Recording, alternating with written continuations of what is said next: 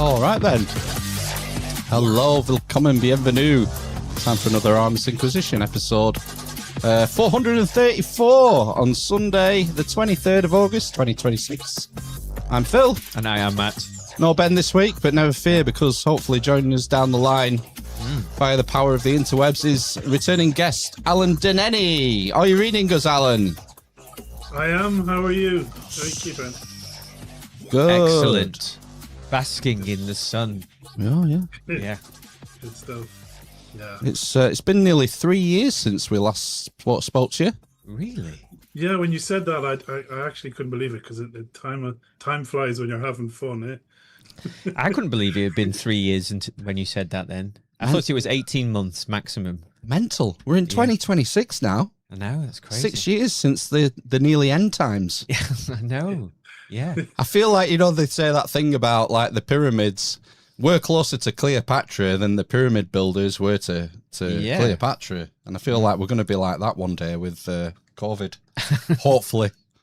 A long distant memory. And I guess that depends on when you think the pyramids were built. Well, yeah. Exactly. That's just going off the mainstream. I think they're 100,000 years old. Why not? Yeah. I would not be surprised.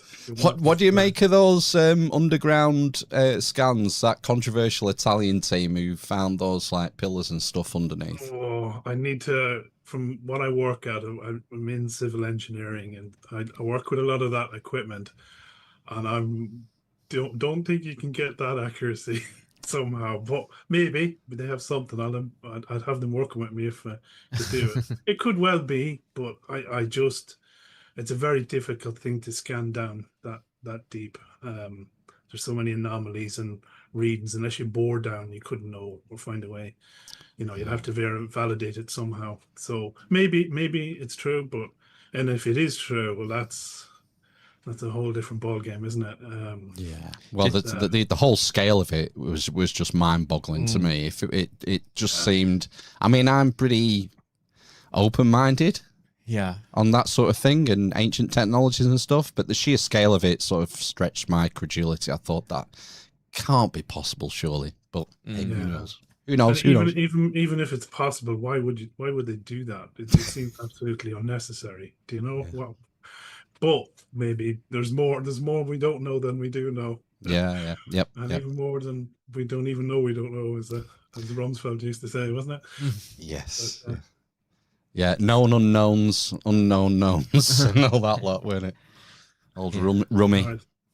So anyway, the last time we spoke, you were talking us about these lines, these sort of, that stretch and link all these ancient sites. So we were talking before off air, and you said it might be a good idea to have a quick recap of what you'd found so far and sort of take people through it, catch people up. Exactly, yeah. There's a lot to take on board, and there'll be quite a bit, but hopefully I'll get through what I need to this evening to make you think a little bit harder. So I will try and bear with me. I will, I guess, recap on where we were before, and just let me know if there's anything you want to go through, or stop me at any time. Just bear with me. I'm just adjusting the cameras. So let's see, share screen. Phil is going to do a live capture now of once it's thrown up. Once it's been shared. Yeah. Yeah, I'm just trying to. Oh, the wonders of it's not. Why did we not practice? We don't need to. We'll muddle through. It's fine. It's no bother. We'll edit this part out. Yeah. Well, I'm clicking on the share icon, and Right. I'm not seeing where my options are. Bear with me. Oh yes, getting places. Bear with me. Apologies for my ignorance. Have you more than one screen going on? I have, yes. Right. That's probably the issue. Screen two, is that it? I'm thinking about getting a third screen set up here. What's that for? I don't know. I'll Channel find something for it. Watching the BBC. First on BBC One. Yeah. I've got a good one with that tonight, actually. Oh, if we have time. Yeah. Well, I thought I could have the chat on one screen. Yeah. And the notes on another screen. No. Or really, you should have I should have the output feed on a separate screen. Really. Oh, Alan has started screen sharing mode. Okay, is that? I hope that's working for you. Can you see? We can't see your screen. We've got the message come up. Double click to enter. It's like you've not shared a program or application. Okay, let me see. You're just in the background, is it? We're just seeing it's like a black screen that says Alan has started screen sharing. If you maximize yours. Maximize me. Oh, that's gone. Okay, wait a second. I'll try again. Try again. Screen share to share. How's that? So what were you saying, Matt? Go full screen. You press the square. Oh, there we go. Oh, it's come up now. Yeah. It's come up. Yeah. Okay, one sec. Let me just grab it at our end. Okay, and I'll try. Apologies now. It's not like good technical issues, is there?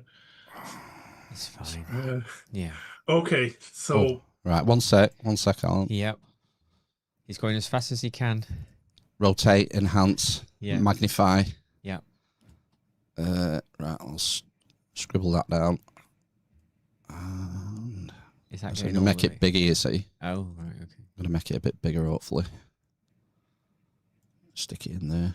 Sorry, who? How's your father? There we go. Right. Is there a bit missing off the bottom or not? No, I don't think so. No. Just the taskbar. Yeah. Right, Alan, we're away. We're away. Okay, thank you. Fantastic. So we know I have these slides here, so I'll just go through them in a number of slides at a time. If I can roll down, is that working? It is, yeah.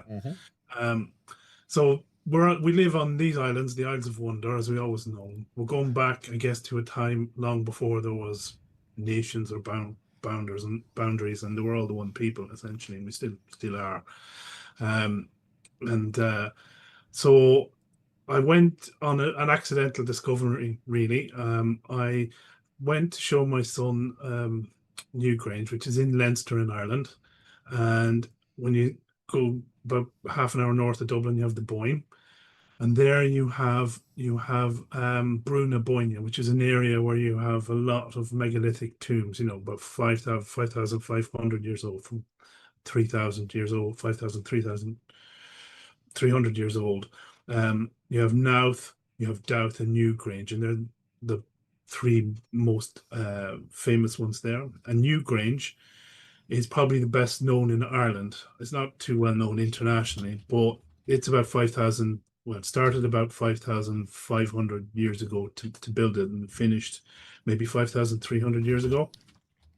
And they were farming people, and they built their tomb to capture, well, no one really knows. I have a theory, or had a theory as what it is, but it's a unique building. And what you have is, as you can see in the front, you have a stone and a door, and the light passes through.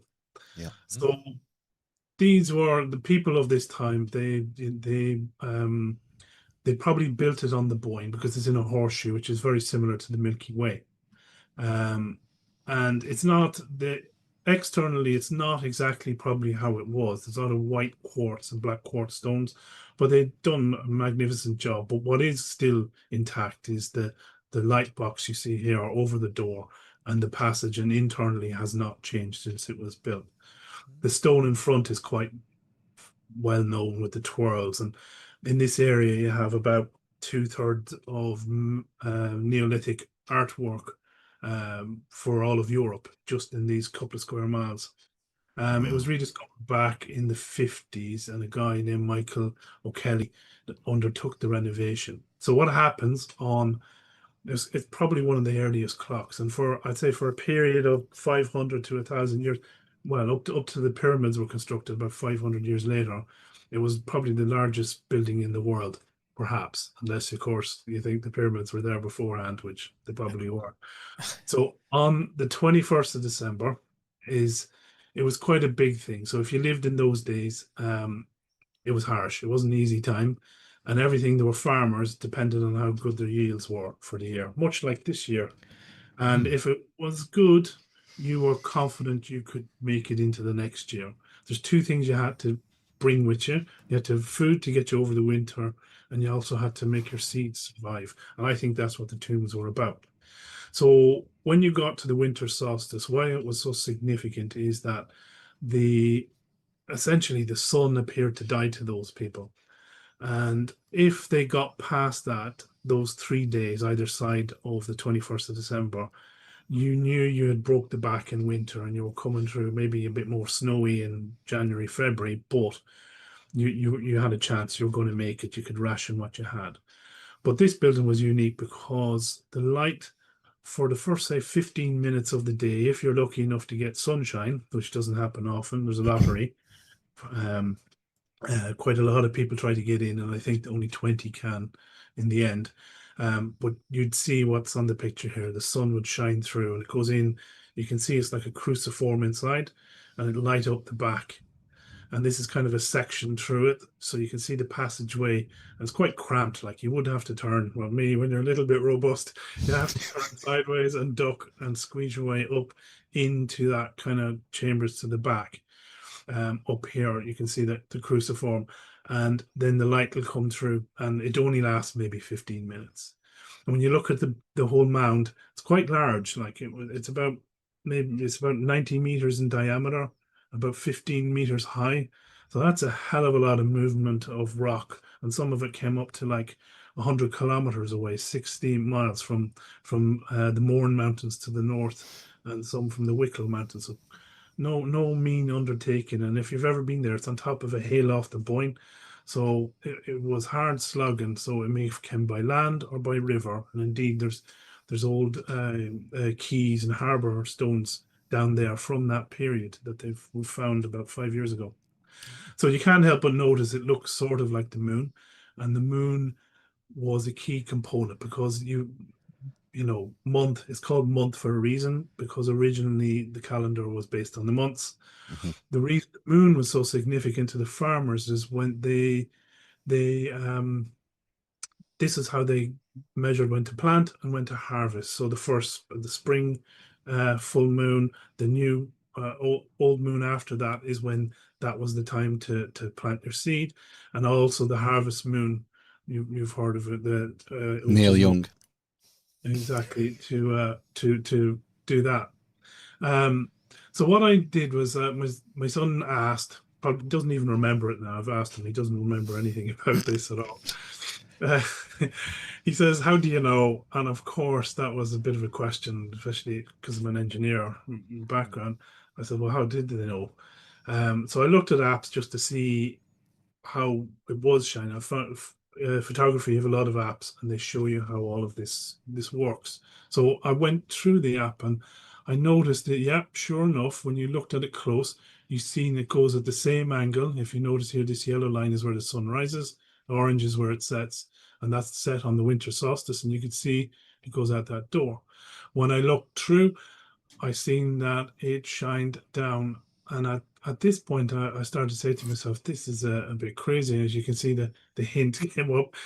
It was in line with Stonehenge. So the winter solstice for Newgrange, they're about, I'd say it's about maybe 300 miles, 250 miles away to the sunrise. So they were clearly connected. Which way, don't know. But the newer Stonehenge isn't what was there. There was a wooden henge around the same period as Newgrange. But they clearly knew what they were doing, and they clearly built in accordance with the alignment. And of course, there's what we recognize as Stonehenge. It's been rebuilt a few times, I guess, to try and, when they realized errors, which is understandable, much like Newgrange, but it's pretty much the way it would have laid out. So again, another calendar, except probably Stonehenge tells you more information than Newgrange does, more times of the year than Newgrange. So when I followed through, I seen it went through Paris, and it literally goes through the Louvre pyramid. Fuck. It also goes smack bang between the Notre Dame towers, the two towers of Notre Dame. And it ended up, as you can see here, down in Giza, and further again, it ends up in Mecca. Yeah. And so when you looked at the timeline, you can see from Newgrange is, conventionally the older of them. And then you go on to Stonehenge. Probably the older henge is older than the pyramids conventionally. And then the Giza, and then of course, quite, the 7th century, you had the relocation of the Kaaba to Mecca. So there's a chronology through it. And of course, the traditional think is that civilization went east to west. But this kind of throws something in the face, or at least at that period, people went the other way. Right. So the timeline would suggest that it's it doesn't really sit well with modern thinking in those regards. So how do they do it? That's where I stepped in as my engineer. So I figured the obvious is bonfires, and that is the case. So they'd set the fires, and you could either see the fire at nighttime or you could see the smoke column during the day. Both really, depend on distance. The first obstacle was across the Irish Sea, and clearly they could do that. They could launch. You can see Dublin Mountains one way and the Wicklow or Welsh Mountains the other way. And what I noticed, I expected to find fires on the line, and I didn't, and I was about to give up there and then. But as you can see here, I accidentally found like a cairn on one side, nothing off the line. So I was disappointed until I noticed one the opposite side, and I realized that actually they were equidistant. And there's an old Irish saying, "Tom Idir Gothina," which is wrote there, means I'm between two fires. It's like a dilemma, or you're very decisive. You know your direction. Wow. So that old saying then hinted to me that, well, obviously this line was deliberate, and they used two fires, not one, which made a lot of sense. It's easier to accurate. So how could they do it? I found that on the other side, the Irish side, I didn't find a cairn, but I found round towers and churches, and I found a cairn, and I realized, well, what's the first thing any occupying force, including religions, do is they take over the previous systems. Mm-hmm. And of course, where fires were lit, they probably built their tower. And indeed, when you look at some of these towers like here, you can see the lower half and the upper half of a lot of them. And I used to live beside this one here in Clondalkin in Dublin. And the bottom build is completely different to the upper build. The story we're given is about the 8th and 9th century. The idea was to protect all the goods, the chalices and Bibles from the Viking raids, right, because the Vikings were good at many things, but not siege warfare. No, exactly that. Yeah. We're very good at that, and so that's what we're told, and it sufficed because the door is quite high up on them. Easy to defend, but it still didn't fit right. And when you look at them and see where they're positioned from, obviously what I've done now, you can see that was the case. So when you look at like in the Middle East, you had the Magdala Towers, and which are the same thing. And in it you have, so it's a kind of a combination of a tower and a tomb, and then you had the lamb and the herd was kept underneath, and they did bonfires on top. So I said I didn't think I'd have much chance of getting to Stonehenge, but I did. I got all the way there, and I found a fire no more than 5 kilometers. There is a little gap on the Welsh mountains, but I'm damn sure there's something up there. If Where's Hugh Evans when you need him? Yeah. Yeah, Oh, just- I'd love just to as show. a- I'd love to send that slide to Hugh Evans because he knows like the sacred druid sites in the Welsh mountains as well as anyone, and he Sure. might be able to point you in the right direction. Well, I happy to do that, yeah, because other than that, like I can tie in two fires, even like with all the different changes of the guard in England, and the revolutions and agriculture and so many things, Romans. I still found remnants of two fires all the way up as to Stonehenge itself and beyond. So this is kind of an image of the winter solstice on Google, where I panned down. You can see there's the sun, and this is from Newgrange right through all the way. You can see through, and in the distance, I made the Stonehenge pin longer. So it pops up on that line. So it's pretty crazy. So as an engineer, I had to figure out, well, okay, we got the two fires. So that's great. What equipment did they use and how did they do it? So the first thing that came to mind was a cross. And the reason, if you look at it, you start in the center and you work. Every kid in Ireland learned this as a kid, to build these. You end up with the same length of reeds. These are rushes, but you go concentrically, and what you guarantee is all your rushes are the same length. So you have a midpoint and an arm. All the arms are exactly the same length. So you could center them. There's a 3 and a 4 arm version, and the 4 arm, and this will become evident later why it was. So the next problem was the fire. You couldn't use a bone. You think a bone is fireproof. You need to amplify your signal in the distance and wave your arms, and people need to see movement of fire to signal them which way to go. So you can see you can have the cross hanging here like this, and a fire on each end. Now this could be laid flat, as I showed later, on a table, on a dolmen flat stone. You could lie it flat and line it up with your astro body, be it the sun or constellation or planet or whatever. And then you put a fire in the distance on each arm and you set it that way. But to signal, if it's like a mile or 5 miles away, you need a long range thing to shake that, you need to notice difference in the flames. And I thought a bone would do, but the clue was the shillelagh in Ireland, where they used to put them inside a pig and cook it in the pig and take it out. And the idea was that it carbonized the timber, so it made it fireproof essentially. They light the fire on the knotted end. Now, when I looked at the Egyptian, you see the staff, the was, and you cannot say that it doesn't look. See on the top, I don't know if you can see that pretty clearly. Yeah, rather. All of them, they have this, which doesn't look too dissimilar to that, does it? There's a staff, and yeah, with a sort of hooked end. Those Yeah, would be much. It's very short, but if you have a very long branch, you could have that up to 5 or 6 meters long.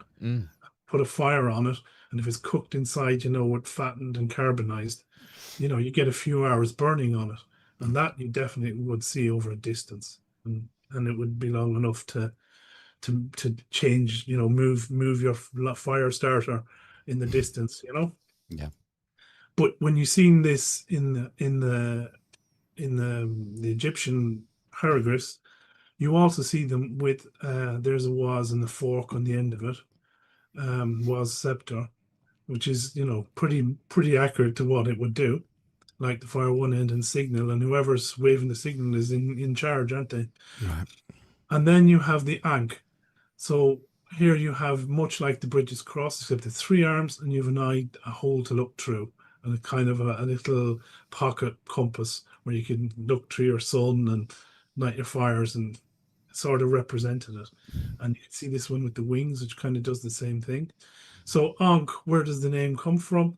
When I looked at the orange, I thought, well, is it just not abbreviated language? Because lean on kusan, Ankh could have been just an abbreviated of lean means to follow, and kusan is a path, your foot. Kusan is a foot. So the term is follow the path. Lean on kusan. So Ankh, and indeed there's some stuff like that in some of the things I see today. in Irish. I don't have it here, but they seem like someone knows the connection or knew about it. So you have that hand and you see that symbol, and that's literally following a path, isn't it? A hand reaching, taking you to the sunlight, which is essentially what the line is. And here is curbstone K15 at Nouth, which is the other tomb, and you can see it reaches across. And I noticed, I started looking for lines, and this one is pretty important here, is I found these lines with towers in three directions. North, south, not exactly, 3 degrees off north. And then this one to winter solstice sunrise. And then this other line I worked out in the end was actually Virgo to the northeast on the winter solstice. And I look on the very opposite side to the door where the light shines through, you have this stone, curbstone 52 at Newgrange. And look here, what you have is what I would call in engineering terms, your first as-built drawing, telling you how they built their grid lines, how they mapped the world to them was done using the sun and stars and constellations. And here you can see in pairs of 3. So you see 3 dots repeated. So the middle one being what you're marking and a fire either side. So, and then this is the line. They're showing you the datum line at the back, exactly at the back of Newgrange. I'm sure I have a photo. So when I plotted it out, I plotted it and it took me, not a straight line. So that's the difference between a Mercator map and a Mercator map and a globe. It was straight line on the photographic or the photo app I used, but to follow the same line was a curve. That's why I've curved it. So when I set it out, and it follows what's called a rhomb line. So a rhomb line is your lines of longitude. Every line that crosses the longitude crosses at the same angle. And if you picked a point doing that, every line of longitude, you will cut at the same angle, and you'll end up with a curve on a globe. Right. So that's why it curves or arcs. Yeah. So when you see it, I found this one here this is the one I found, the blue one, which the sunrise, winter solstice sunrise. There's many names, many people have given. Louis, Luke, Lucas, Lucifer, Light Bear, whatever. And then there's this line someone shared, and I checked it out, was the Michael line, and it had 7 churches on it. And it takes you all the way back from Haifa in Israel through Greece, Italy, and back through Cornwall, through Mount Michael, where the G8 met. Yep. And to Skellig Michael, where they filmed in, you'd know from Star Wars, where Lucas milks that space beast for the green milk. Yeah. Right, yeah. That's where they the filmed little puffin kind of the fishy thing, whatever they were. So that's in the movie. It's the very last signal, the next after Mount Michael. So I plotted the two together, and I also from Mount Michael I realized, so that line you see above here, this northeast line, this orange one is from Skellig Michael, the same angle. And what you see is that when you come back down again, I plotted that right back, and it took me to Tara at that angle. And on it, this guy was in 1820, I think he was an English captain, had been to Egypt. And right on the line, he decides he builds himself a pyramid in his back. Why not? So when you zoom out, you see the shape. I don't know if I have it together. What you get is this shape here is an infinity, really clearly. Triangle, the infinity. So 2 arcs crossing over. Yeah.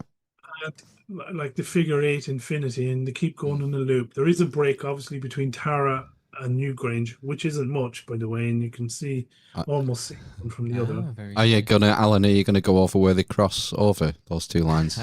Yes. Good. So the first thing here you see is Tara, but look at it. You have 2 circles, okay? and one of them is called Chalk Cormac. And literally, I never thought of this. Cormac is quite a common name, Gaelic first name. But Cormac, literally, Cor means circle and Mac means sun. So sun circle. Oh, Wow. And that's what this one is called.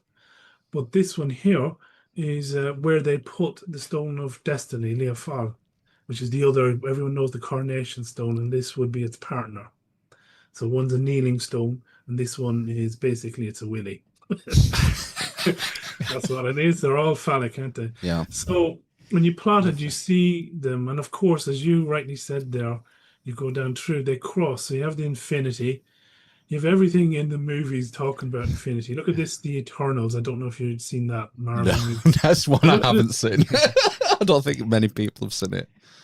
So it's got like circles. See, the background has got like stones or circles and curved lines, not straight lines, to each one of them.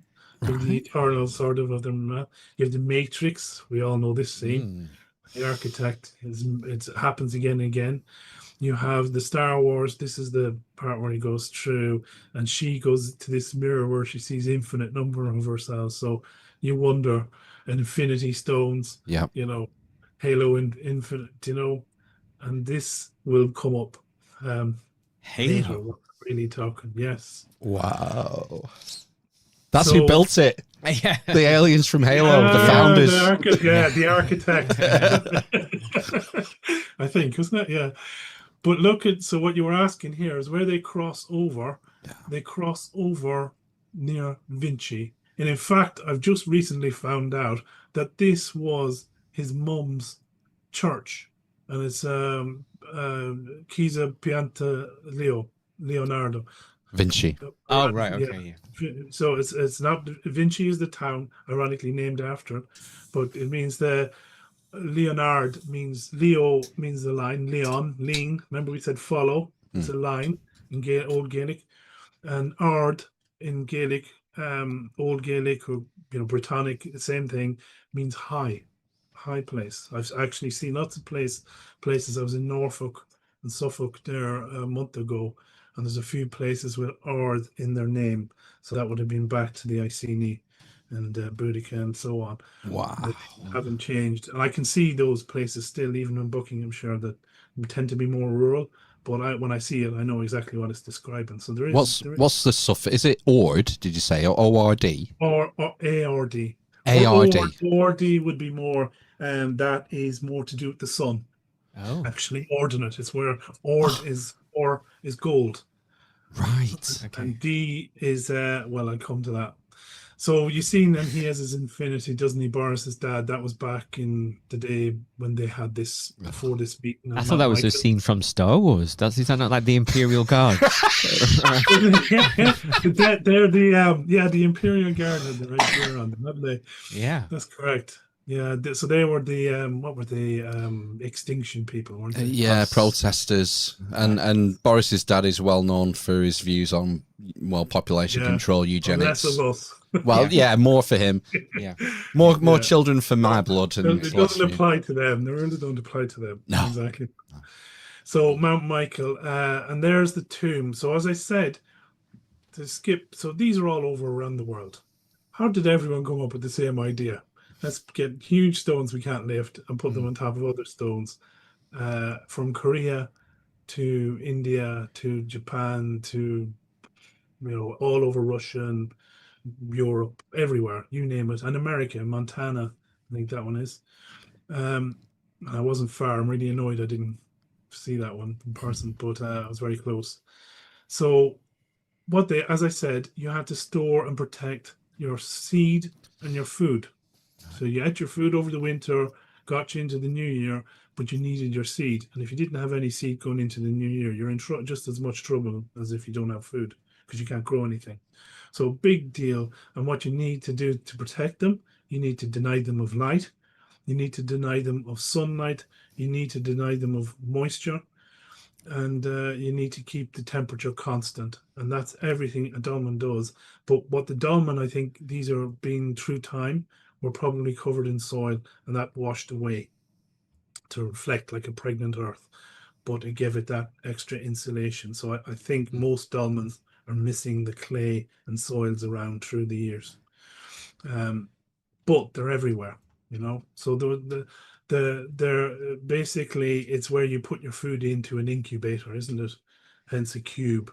And the cube essentially have this. This is a cage of fields. This is one of the early farming zones.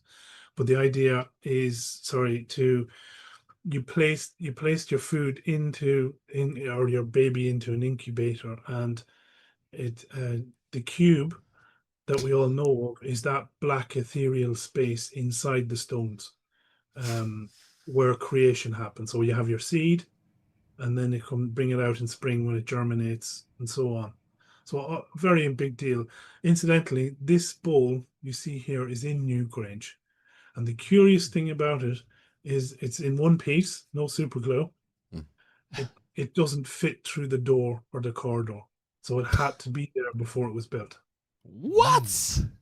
Yeah. And it's not the first structure, so it's 5,300 years old. But I have seen a video, an old footage, where they found another older monument underneath it. So there's a lot we don't know, as we say. So there's the cube. Again, that's space, isn't it, between the stones and the roof stone. And that's the corner of it, which is like the vulva of creation, isn't it? They want everyone to kiss new life. That's what I think the Kaaba is all about. It's the space inside. It's the womb, essentially. And isn't it funny? We call them tombs. So there's that line, the sunrise line. It goes through the front and out the back, and that there at the back is where Curbstone 52 is. Right. The as-built line, which is not a coincidence. So going through, there's the infinity in a bit more clearer detail. And there you have, remember, you have the sun circle, Cormac, the chalk Cormac. And then this is the moon one, which is higher and pitched. You can see in this, and where they put the stone, they basically inverted, transgendered the sun circle to a moon circle. You have the triangle of the female triangle and the male triangle, and when you overlap, you have you can see sun is sun, solo, sol, moon, mono, mon, Solomon. sol, mon. Oh my God. So that's the seal of Solomon is basically conception, I would say. Oh. Wow. So here's more examples. You can see where you put the Bridget's cross on the flat on the table, okay? And you can point and sight up. I have this, and I did this in how boring I am. I did it in a 3D model, and I could actually, you can see how it could work with the fires. A little bit of fiddling around. I can blow it up, but I don't have the. I'm blowing it up here. Yeah, we're doing it on our That's end. okay. So getting over, we looked at Stonehenge, and I called it the round table, which is a bit of a shocking statement, but it is, because table, when I realized something was when I went through the language, that the stone table literally means a flat, where the heat comes on from a plant. You know, like if you placed here, for example, there's a table. T means the heat from the horizon. And A is air. B literally in old Gaelic or Brittonic was pronounced v or w. So a wave, essentially. That's what B is. And LE, so I'll get on to that, what that means. So here you have lots of sun and moon infinities, you know, the Ouroboros. That looks like it's that from a tarot deck, that. Exactly. Right. And the tarot deck is exactly, I went through the tarot deck, never looked at it before, and it is telling you the story, the journey of the infinity, which is exactly like, there's the big Willie himself, Leopold, but it's in this place. But the tarot cards actually tell the journey of following that infinity route. And what was the grand tour for the aristocracy, the elites? They would go down to Egypt, the Holy Lands, back up through Italy, Greece, and France. They followed the infinity lines, didn't they? Right. That's what the grand tour was all about, which essentially is what the tarot cards are. The Fool the fool turns his back on the sun and the light, so he hasn't a clue why he's doing that. Really, that's how I'd interpret it. Now, this is the other thing. The stone, if it was in the right place, so it's in the wrong place now, deliberately, I would say. If it was in the sun circle where it should be, and they line up on St. Bridget's Day, which is the 1st of February to the 4th of February, say 1st of February. The sun casts a shadow, and Leah fall literally means destiny, but it also means shadow cast or cast a shadow. Fall or fail. Literally, to fail is a cast shadow, and it moves from left to right, and it's obviously over the top. It's a silver beam or a grey beam, and it moves. You know, when you're coronated, the sword moves from your left to right shoulder. Right. The sun would do, and that's where the kneeling stone should go. No way. So if you kneel down there, as you can see here, Oh, the sun would. the sun pushes this way, and that Yeah. beam of light and the shadow moves from one shoulder to the other. Wow. And this is where the High Kings of Ireland were coronated Wow, that's Oh. mad. on the 2nd of February, or 1st of February, sorry, St. Bridget's Day. Okay. Wow. And is that when they were coronated? That specific day? Yes. God, grave. Of course it is. And Oh, so you know, God. Brian, Robert the Bruce and his brother Brian, I think it was the Bruce. He came to Ireland in a campaign, and of course it was bad weather, and they didn't like him because the food went to the army first and not to him. But he was coronated there, Right.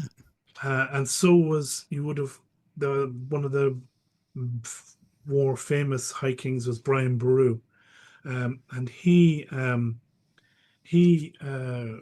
was coronated there in Munster. And what's interesting about Brian Boru, he's the direct descendant of every royal family in Europe, including from the Tsars right through, every one of them. Vlad the Impaler, he was coronated here as well.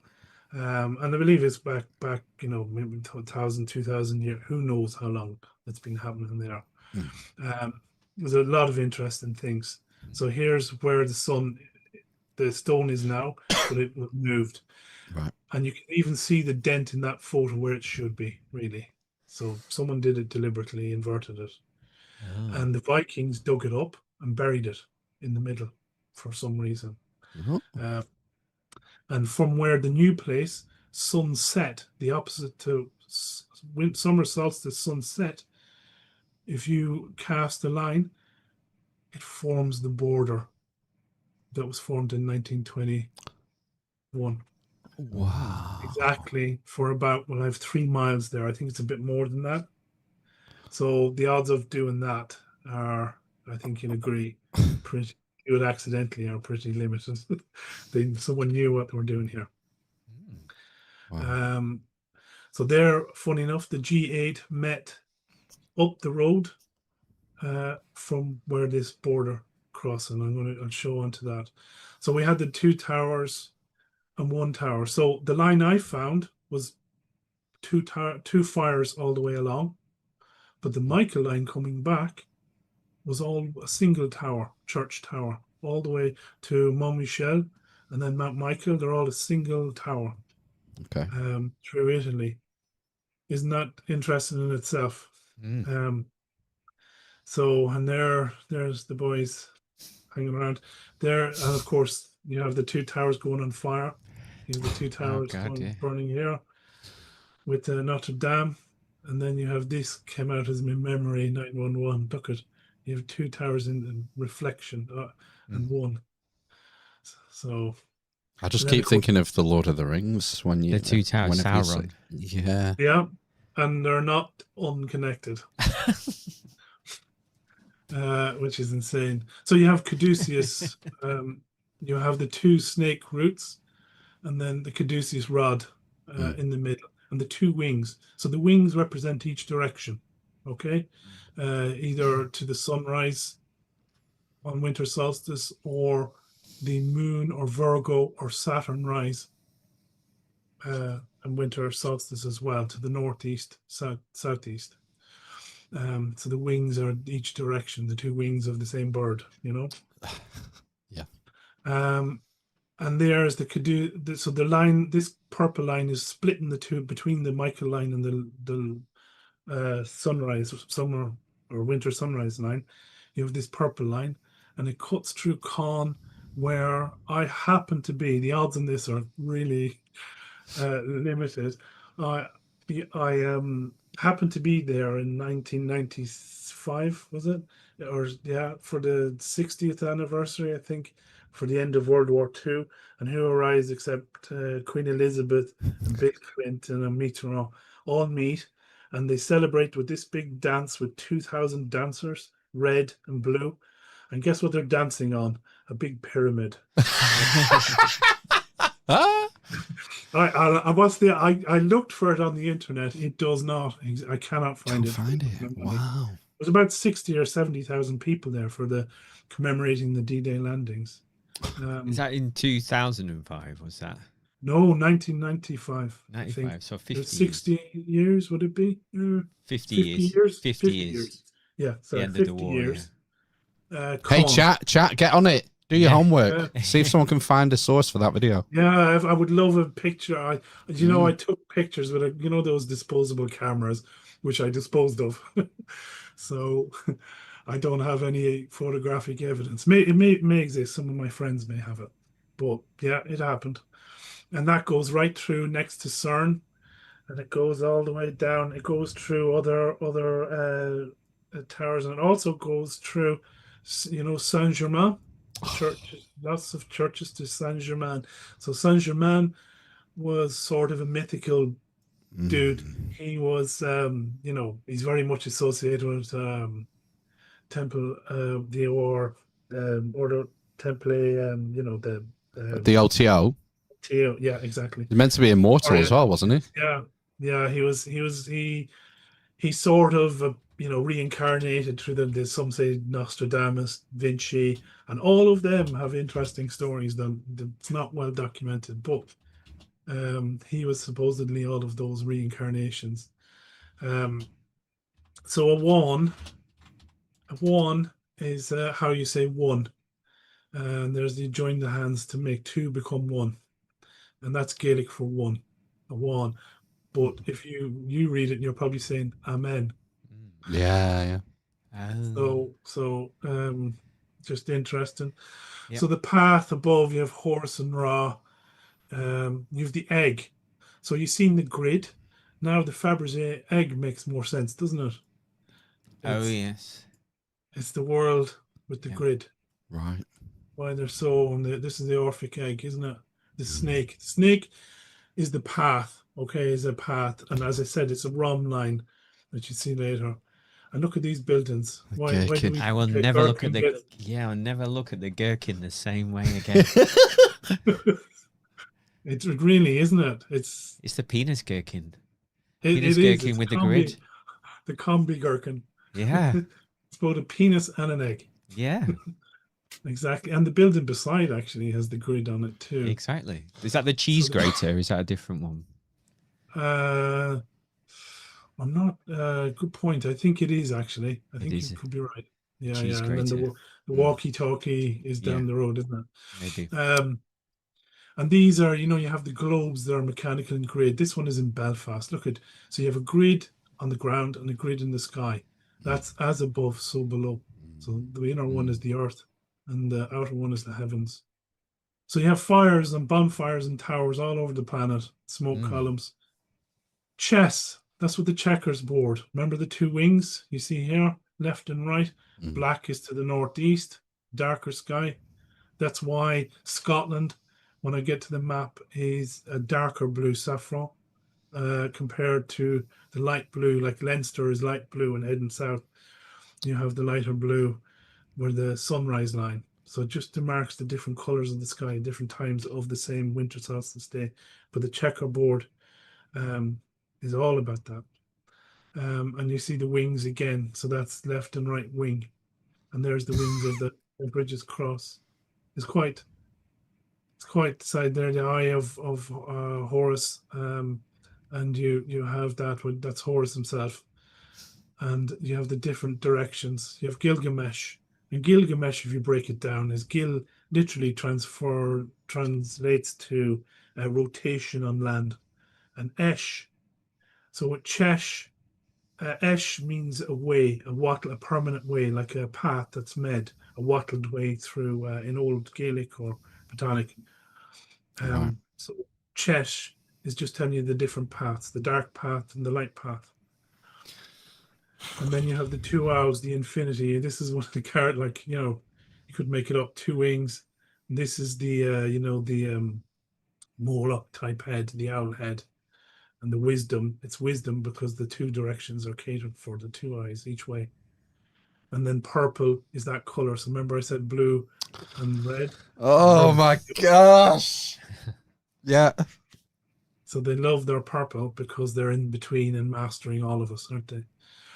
So this So shows hang on. So donning the purple, the royal purple, that's usually said to be a Roman thing. And the reason being it was so difficult to make purple, and they have these mollusks that they had to dig out the sea and extract the, I can't remember the name of the, it was the shell, wasn't it? out of the shell, to get the purple. Yeah. But you're sort of talking about a more symbolic level. Yes. So I think, again, I could be completely wrong on everything I'm saying here. I could be corrected.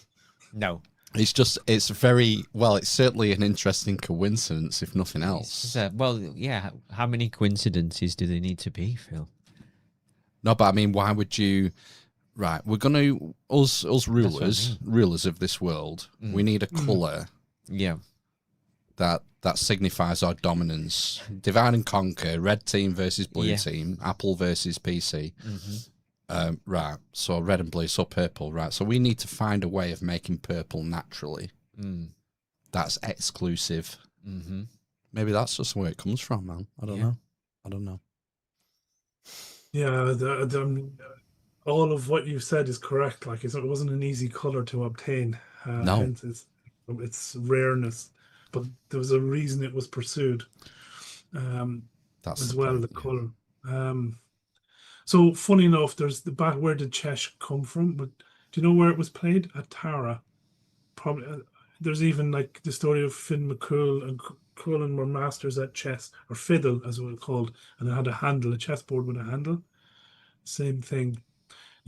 So I went on to languages then, and if you go by official terms, they say it appeared 100 BC.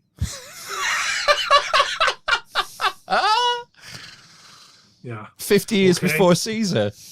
It's called the tree language, and I'm guessing, it's just a wild guess. It's a wild guess. It's called the tree language because it was carved in trees. Yeah. So all those trees, there's probably lots of them buried in the bogs of Ireland and England and Wales and God knows where. On the continent, there's lots of them. And it's a similar thing. But I looked at this. So typically each character represents a tree. So you look here, this one here, this is a tree, the Mansi people. I don't know if you know anything about the Mansi people. No, never heard of them. No. So they're in the Urals in Russia, and a very native ancient tribe. And they have this language. It's identical to Owen. Wow. But there was an interesting case where the students from Moscow went to camp near the Mansai tribe, and they were butchered and slaughtered. No, never. Wow.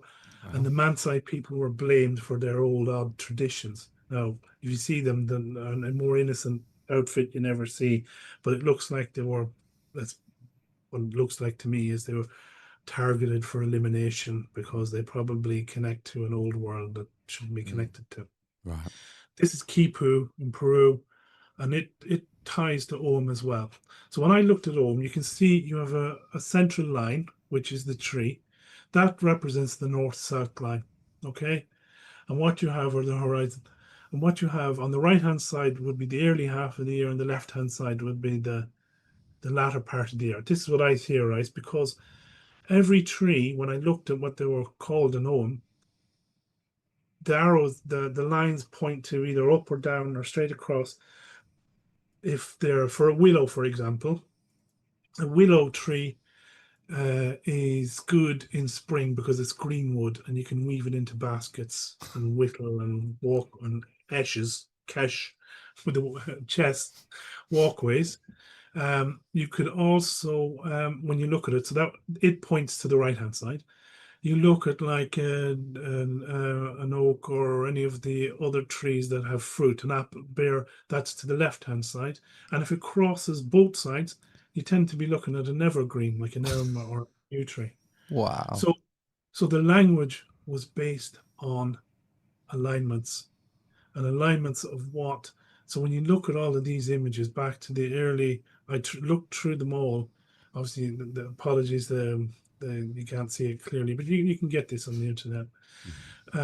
I went and traced, and I think I finished up last time. I went through each letter with the eyes of that they represent an alignment or something to do with the alignments. So you've seen everything connected above, and sure enough, and it has only got more, how would you say, consolidated in what it means the longer I've looked at it.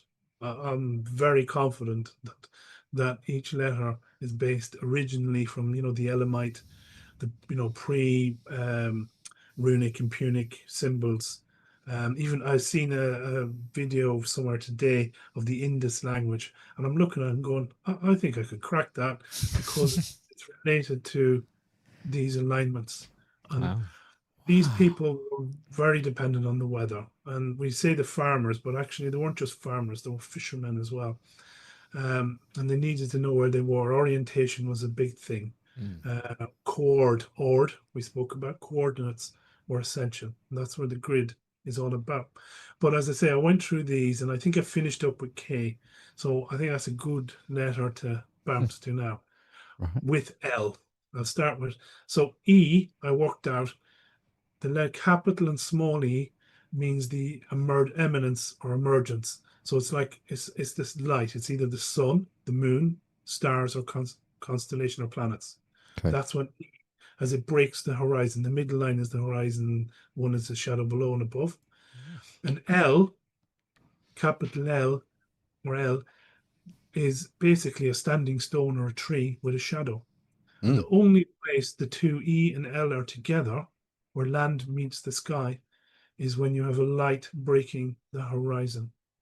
So this is what El is, the Elohim, or the gods. Michael, Samuel, yes, exactly. They Azrael. were the planets and stars, and constellations and sun breaking the horizon on land. Why are they called Elites? Because they worship the lights on the horizon. So and the small e is what grows on the ground, the small l. But so they're elites. The elites are the elites. They worship the lights on the horizon. So there's Virgo.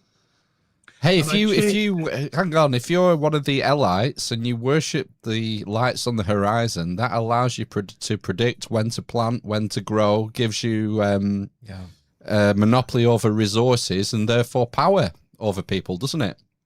Very much so. And you can take that even further to who we're dealing with now. What we're dealing with now are mechanical people. The Elites are mechanical because they are anti-creation because they see themselves as the creator. But what they really are is, what is creation? It's organic, isn't it? It's natural. So they're anti-nature. So what's the opposite to that? It's mechanical. So what's the key component of something mechanical? It's programmed, and it can't happen by chance. So nothing, I would say their weakness is they are mechanical people. They have to, everything can't just happen accidentally. It has to be planned. Right. The biggest shock to their system is an injection of chaos, unpredictability. Yes. The chaos they do know, or order of chaos, is the order out of chaos, is they plan what's happening now, I guess, and to build the new order out of it. But but it's still they plan it. Everything is planned. If we could crack the code, they make it a little bit difficult for them. But so there's Virgo, V, and it's when Prima touches the horizon, and that's where you get it. So Virgo essentially is on her own, isn't she? There's no man around. So she's essentially a virgin, but all the planets, the elves of the planets, rise through her. So she's the virgin that gives birth to the planets. And that's northeast line that you see. So when I looked at that, I found that when I went from Newgrange north east, Oh, wow. it took me up through Sweden and into Finland. And then I took one through Naut from Newgrange, and it took me up to no less than the Alexandria Palace of the Tsars. It's yeah, interesting. I would say this is actually in Helsinki, so this is the same angle of the grid, the northeast line, and it ends up in a park. This is gone now. This is a few years ago, but there's a Jupiter in the park where it ends, which actually has I look now has a big portal frame, a yellow portal frame dedicated to Mao in Helsinki. Mao? What, Chairman Mao? Yeah, it's really strange. I haven't dug into it more, but I just found it a bit That's odd, isn't it? Yeah. yeah. Wow. So the other thing is, do you see here? So you will know probably better than me the Roman invasions of Britain. They came for first spout for about 30, 40 years, if I'm not mistaken, and they left. So in the first period, they they they um they went and occupied all the forts in the south, basically on the Sunrise Line, and then they advance and stop near Hadrian's Wall. Yeah. Oh All my the God. that line. I can So already these, see where that line's going, man. yeah, it's crazy, isn't it? It's the Antonine Wall on. Have you found the Antonine Wall as well? No, I haven't. So I'll Right. check that out. But yes, there is all the forts and everything are where the Romans occupied are on this line. Wow. It's mental, isn't it? Yeah. And I worked out because I'm a sad engineer. I worked out my first degree was aeronautics, aeronautical engineering, and I worked out how far the plane flew, and it's within range of Lockerbie of that line. It was flying north. I'm going, oh, geez. Because they did. There's a similar thing on the same line, or the Sunrise Line down in the Mediterranean when they crashed the plane. It works out to be the same thing. I'm just going, Jesus. So moving on, I looked at these stones. So this is where the line crosses in Sweden, and you get all of the boats and symbols there. Ironically, I'll go into that another day, but there's quite a story. So I would guess that the Vikings didn't come and invade per se. They were tough dudes, we know that. Weren't very nice when they did take over, mostly. But I don't believe it was they knew this place because came through here, their ancestors came through here. They knew it. They were coming back because there was another religion taking over, I would guess. And they probably came to challenge it because there's lots of accounts of that. Even before, there's lots of accounts of Olaf II, I believe, down near Cornwall, getting trained. He was, the mystery school there. Right. So you have to ask the questions. Well, just randomly appear at Lindisfarne. I don't think so. Was it a statement? We'll never know for sure. But I'm just there's something not doesn't add up, essentially. So there's lots of these boats, and I will go into that because you take a good look at those pictures, and you'll start to realize something doesn't add up. It really doesn't. So the letter K, I promised.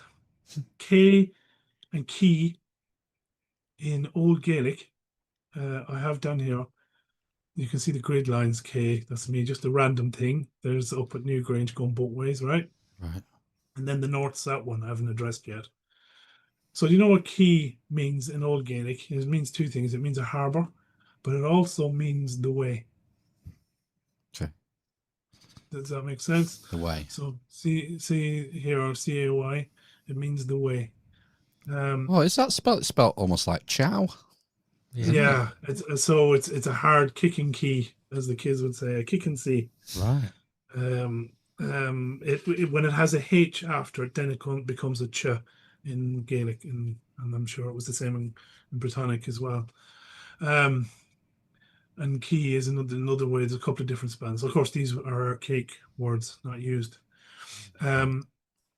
So here you have the two directions, and of course the lean. Remember the word lean in Old Gaelic, which was here all over the Northern Europe, I'd say, means to follow. Lan is another way of saying it, pronouncing it. Lan or lean is a line or to follow, essentially. But look at, you have the lines. You have the gold line, the red line, the black line, all the pubs we frequent. Yeah. They're essentially the three directions, the three ordinates. So we know the northeast and the southeast. So let's have a look at this here. What's going on here? So it might be worth, let's see, can I actually, if I try slideshow, current slide. You're going to blow it up. Oh, Vitruvian Man. Oh, There's yes. a K for you as well in an abstract way. And the square and circle. He was definitely learned something from his time in Milan. Vitruvian. So that's not, sorry, it's popped up the wrong end. I'll just have to do it here because it's gone to the wrong slide. So where was I? You're going to love the rest of this. So we looked at that. Oh, Christ Pantocrator. Just got a glimpse of a Christ Pantocrator there. Yes. So sorry, just to pop up. So all the places around the world, there's the stone, the famous stone. Where am I? I've lost my way. I've lost my way. Find the key. I found the key. Where did I'm on the wrong slides. Do you know that? Oh, bugger. There we are. You switched. Yeah, you switched. So I'm going to try and just no, this is what I'm sorry. This is an easier way. Can you see that now? Oh, right, yeah. No, one sec. Let me just enhance. I just need to... I'm not doing the slides because I think I can go enough through it with you. Yeah, I'm just going to make this as big as I can. So when Deneb sets and Parima here touches down a Virgo on the horizon, remember the horizon, it's all about the horizon. Right. Vegas, which is Lyra, do you know the constellation Lyra is the harp? Yeah. You see it here. See this line is at 3 degrees from north at about, what time is it there? That's at about 20 past 1-ish, okay? At 3 degrees. Okay, when Parima and Deneb touch down, okay? That's 3 degrees. About an hour earlier,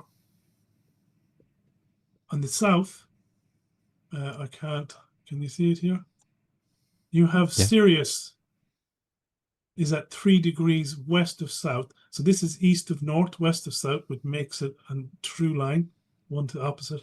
An hour earlier, when Columbo, so you know Columbanus and Columkill. So Colum is a breed of pigeon, which happens to be white, otherwise known as a dove. So that's Columbo, Columbus. Yeah. Is a white dove. Okay. Knights of St. Columba. Correct. And all that. Exactly. And Columbanus, when nice fact for him. And speaking of facts, when the star Fact, PHACT, touches down on the horizon, is when Sirius is at 3 degrees off west of south. Wow. Now you can go back, times change. And it's just the only time when Columbo, the constellation, appears in the winter because it's quite biased to the south. Right, okay, yeah. Yeah, it's almost in the southern night sky, is it? Right, okay. Correct. Exactly that. Right. So I'll bounce back. Fascinating. So look at here. Look at, there's the now demolished George's Guidestones are in a K, or the Asterix. It's the double-sided K, isn't it? You have the KKK, didn't you? No. All of these, all of these move. So essentially with the K. So the orientation is the north-south becomes clear. So it's Cygnus and Nera. The harp is, you see that Irish Cygnus. Yeah.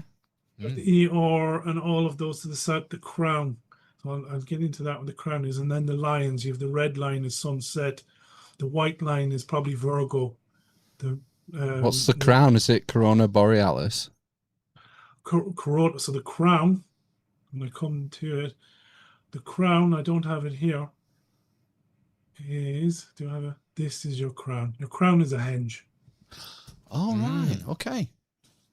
So essentially a crown is how they watch, W, the shadows is what W is. That's what the orientation of K is the guide. That's the key directions. The keystone of a henge is the waystone, the way to go. Right. That's what a keystone is, which is the K. So that gives you the orientation for the key, the way to go, which became part of the arch, and you have portals all standing up. But really, their origin is they were a henge, a stone circle, or a rath. And the window, as I said before, Stonehenge is the round table. Well, the knights, the K knight, Knight, is looking out through the window, which is the space. Like, remember we said the cube is the space enclosed. It's ethereal. Right. The window is the same. It's on looking to a particular L as it rises in a certain place. Okay? So you rotate as above, so below. That's the crown. It's not royalty per se. It's actually a managed mechanical system of the allies. Okay. There you have. Look at why this is the Central Bank of England doors. Nothing going on there. Do you see us the snakes showing you? I've never seen this before. That's the Bank of England. That's the Bank of England doors. Yeah. The front door. And nice doors, aren't they? Mm. So remember we spoke about the key. You can see the keys on the top of them and the ship. Obviously, it's maritime law. Right. You have the wings, left and right, and the two snakes, the path. Each of the lines, the infinity is in there, and you have the keys. See the big keys here? The lion's holding the keys. The line is lean, follow the key, follow the way. Is that a sun and a moon above the lions? Exactly. Fucking hell, man. They don't hide this stuff, do they? No, it's weird. They don't really try hard, do they? Oh. So now I'm going to break into I'm going to show you a map just to prove I didn't make all this up. So, I'm hoping I didn't anyway. So what I'm going to show you down here is that line going to the northwest, because I think it's very important to make it. So first of all, I'm going to say I'll start with Tara. So do you think I'm crazy on the K? It's a bit of a stretch. Well, let's have a look at this. Give it a second. Obviously, we're demanding a lot out of it. So there we're looking at Tara. Can you see it's focusing in now? Yeah, got you. So I'm going to go at 3 degrees off west of north, and I'm going to go heading for the fact of Columba at 3 degrees west of south. And I go with that line, okay? Right. And I go down the road. I'll zoom out until I find where I need to go. Was that a specific day as well of the year? I can't remember what you said. Yeah, winter solstice. Winter solstice again. Okay. Yeah. 20th of December, actually. Okay. The night. Remember, the day started with sunset on the 20th and ended with sunset. Right. Well, it still does with the Sabbath, doesn't it? I think the Jewish tradition holds on to that, which causes a lot of confusion. Yahwism and so on. So yeah. So I go at that angle, and where do I end up? Do you know where this is? No idea. Where's that? Let's see it come in. It's Irish town. What is it, I wonder? It was quite famous back in 2006. Pádraig Harrington and Ian Ginley, they won the Ryder Cup. Oh. This is the K Club. Come on now. How long's that been there? Oh, jeez. Michael Smurfett built it. So he was a paper tycoon, Oh, wow, first okay. one of the first early billionaires. Really? So he built this golf course And named he it had- the K Club. Yeah, you know, like Tetra and all those signals. Like he was that dude, I think. Right. All the printing, all of that was he had a monopoly on worldwide. Like, so he built this golf course, and this is the K Club in Strafford in Kildare. So obviously a coincidence. Sorry, Yeah, that's a coincidence. for totally. sure. Yeah. Yeah, it's only 20 miles away from Tara, I think. Wow. So I'm going to go back to here. So golfers get coronated there. Pardon? Golfers get coronated. Rory okay. McIlroy was coronated there. Yeah, I'll check it out. Yeah, Yeah. he probably was. Though. He probably was. So I found this, and it's not far from where I grew up. Okay, where my home is, and you can see it's about 250 meters diameter ish or something like that. Yeah, it's about that. And it's a circle, right? And I don't know why. Something told me, well, if I draw a line and I go up to here in Enniskillen, Devonish Island, I says, is there a connection? And when I went up here, there's a round tower. And I says, well, it's early. So there would have been two. Where's the other one? Well, these are two hills. So it's on one hill. Right. And over here is another hill, right? Mm. And I looked at it, and you can see very faintly. Look at the. Do you see where the cursor is moving? Yeah. An S shape, and then this is a big long one with a long neck. I'm going. That's the top of the hill, which looks like a fort. So I did check it, and it looks awful like the constellation Cygnus. Wow, yeah. I know what you mean. And you can see that is the top. I'm not going to waste time. You can check it out. Devonish Island. But I said midway between the two, there's between the two fires. I drew a line, bisected, drew a circle, and then I joined it to that first circle I found randomly. Don't ask me how. Do not ask me how. So I drew that, and I noticed that this line here, it goes between here, and this is where the King of Ulster was coronated, Slieve Kelka. So Ireland, each province had a high king. Right. And then the High King of Ireland wasn't in charge of any of the provinces. It was more of an honorary role, like the Queen or the President in Ireland is the same thing. It's more of a first citizen role and negotiator than rules over. And this is Kelka, so he ruled over the O'Neills for a long time, ruled over Ulster. And there's that line. And I went over the other side. Is there anything? So I predicted and I got coordinates, and you can't see anything. But if I go back in time, you can see clearly. And look at that cloud and the haze. Very normal. You can start to see a stone. So there's an old phone like 80 or Rat 80 on any of these old forts. That Brian Brew, remember that king I told you who was the descendant of all the royals? He so he was around at 1000 AD, end of the Vikings. He defeated the Vikings and pretty much ended their rule. Right. Which is probably why he headed up the royals. But he was a Dacian, I think, and he kind of moved in and out. So O'Brien is Brian Brew. O'Brien is the modern name of that. Think of all the famous O'Briens. But this stone is here. So I gave my sister coordinates. This wasn't on Google Maps. You couldn't see anything here. It was nicely filtered. And she found it before me and my kids. And it was the most dangerous.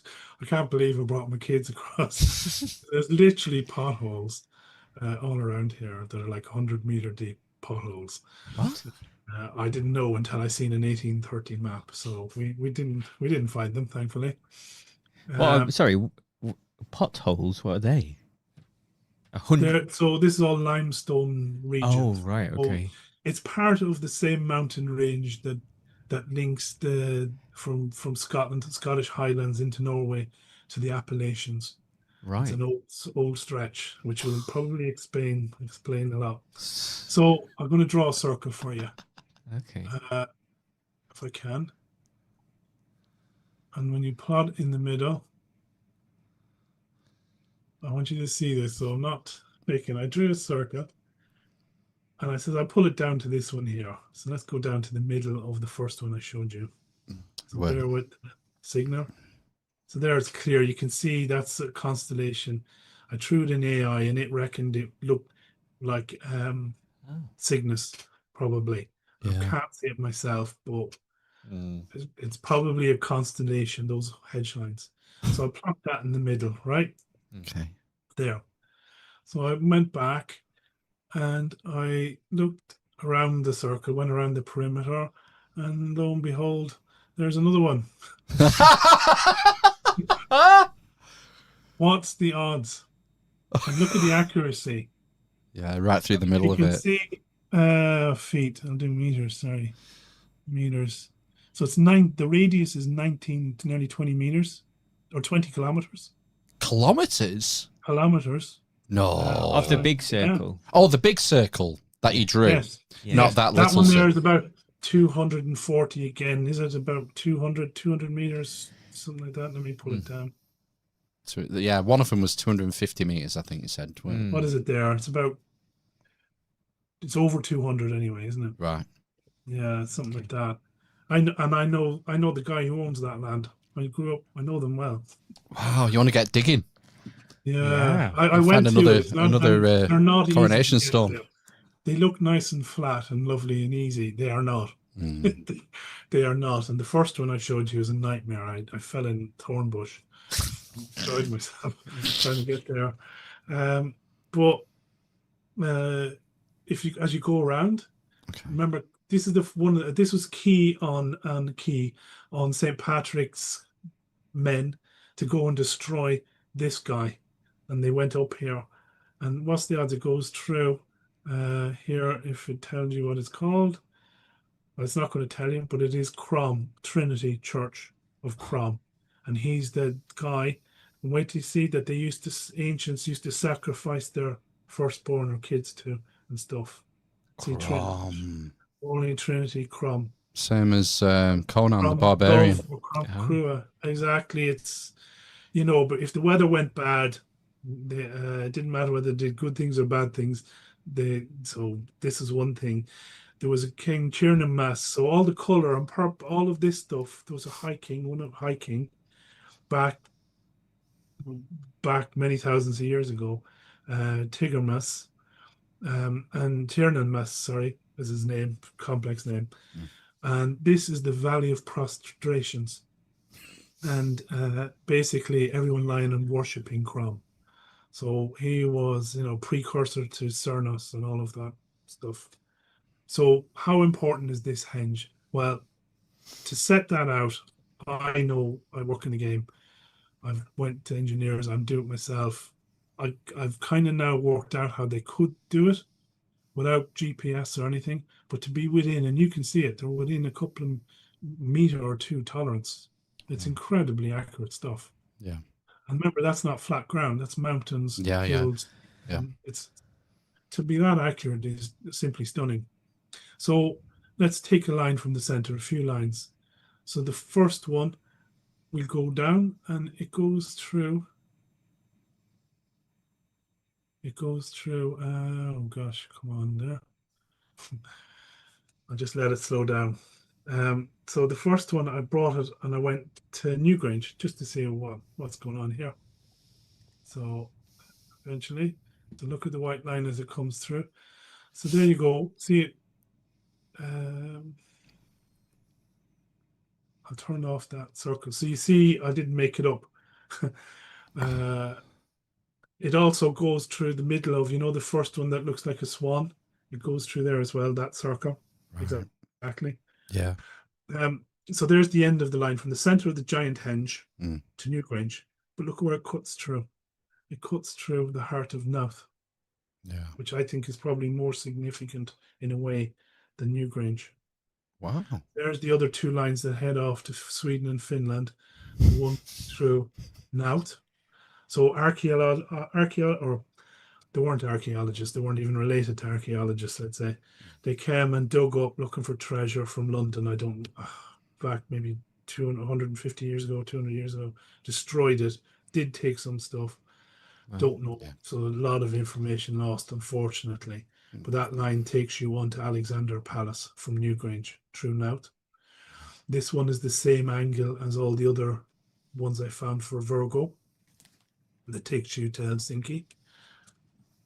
But that line from the center goes straight through Louth. Okay. So let's look at another line. The one that goes. I looked at this one, the first circle I showed you, first fort or Rath. And I went at a tangent and pulled it to Tara to see what it looked like.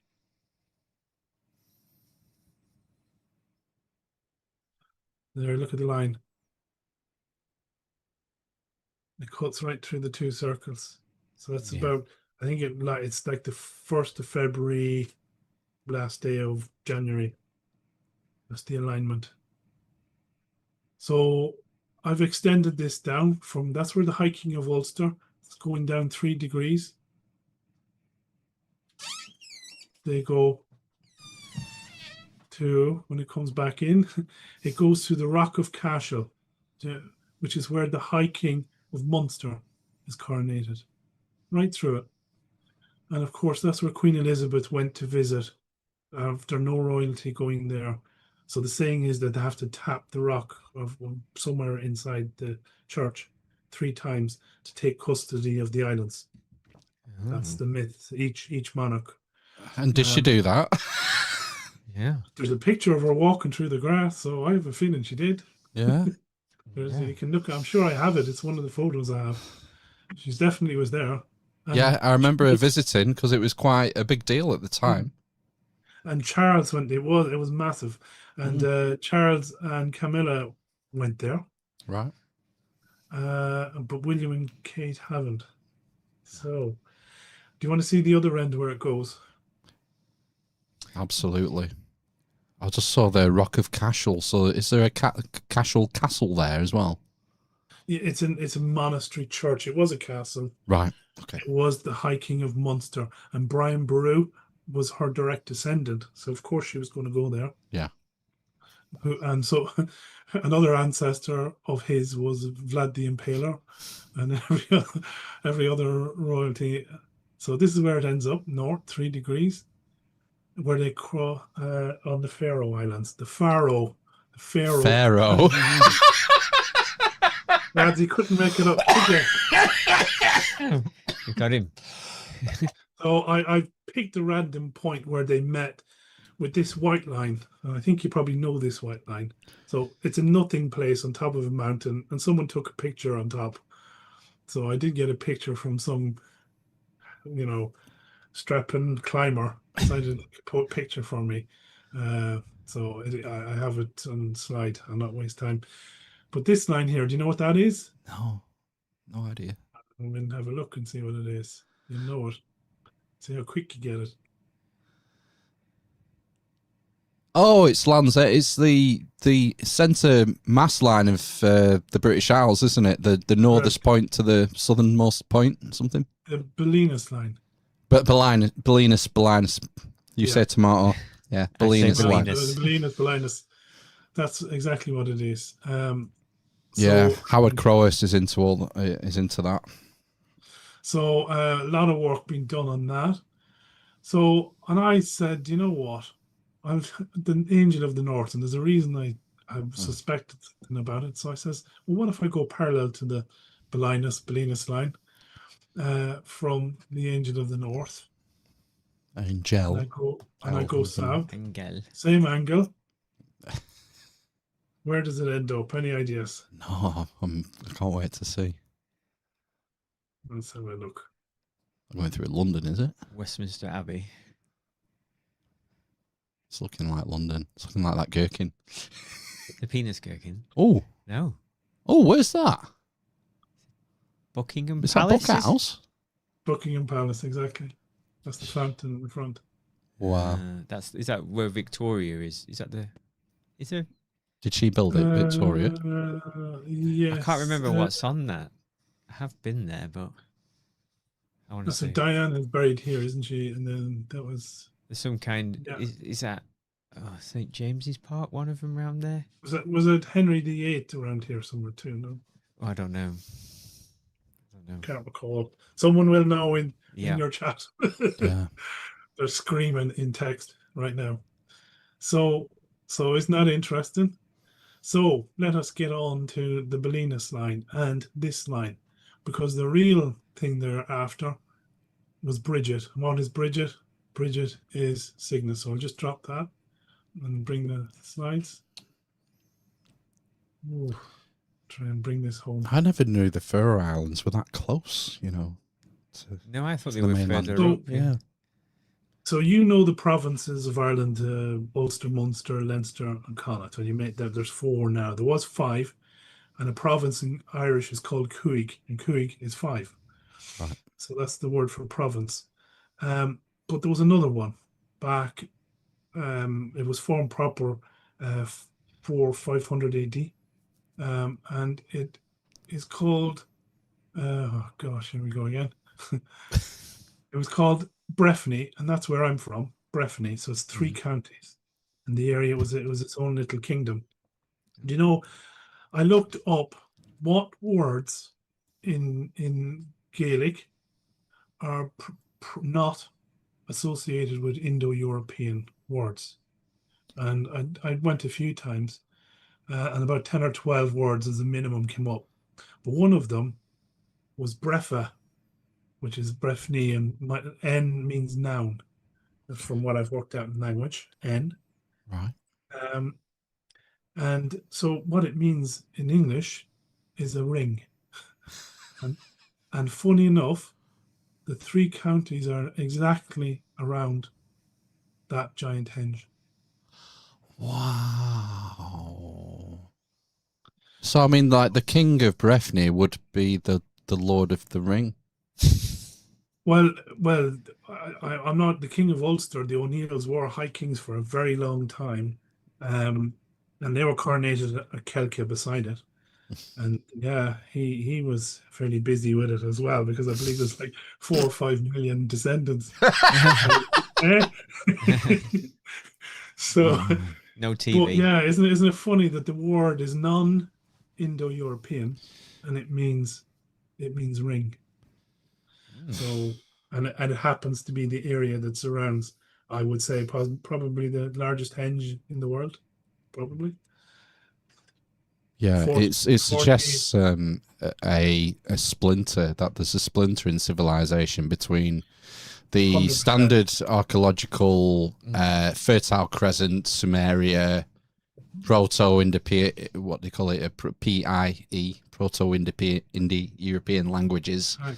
And then there's a few outliers, isn't there? Like Basque, I think, is an outlier. Basque is completely, and funny enough, I think I've some of that, a drop of that blood in me, or my family, or a lot of Irish people, definitely in my area, Yeah. had the same, or recess negative or O negative.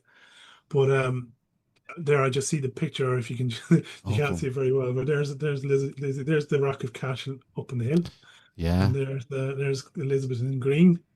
Yeah. Oh yeah. Underneath it. So she definitely went up to it. I seen her inside looking at something, giving it an loud kick.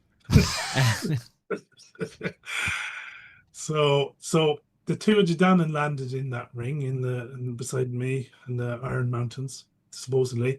And this is the story when they came. These are the magical people.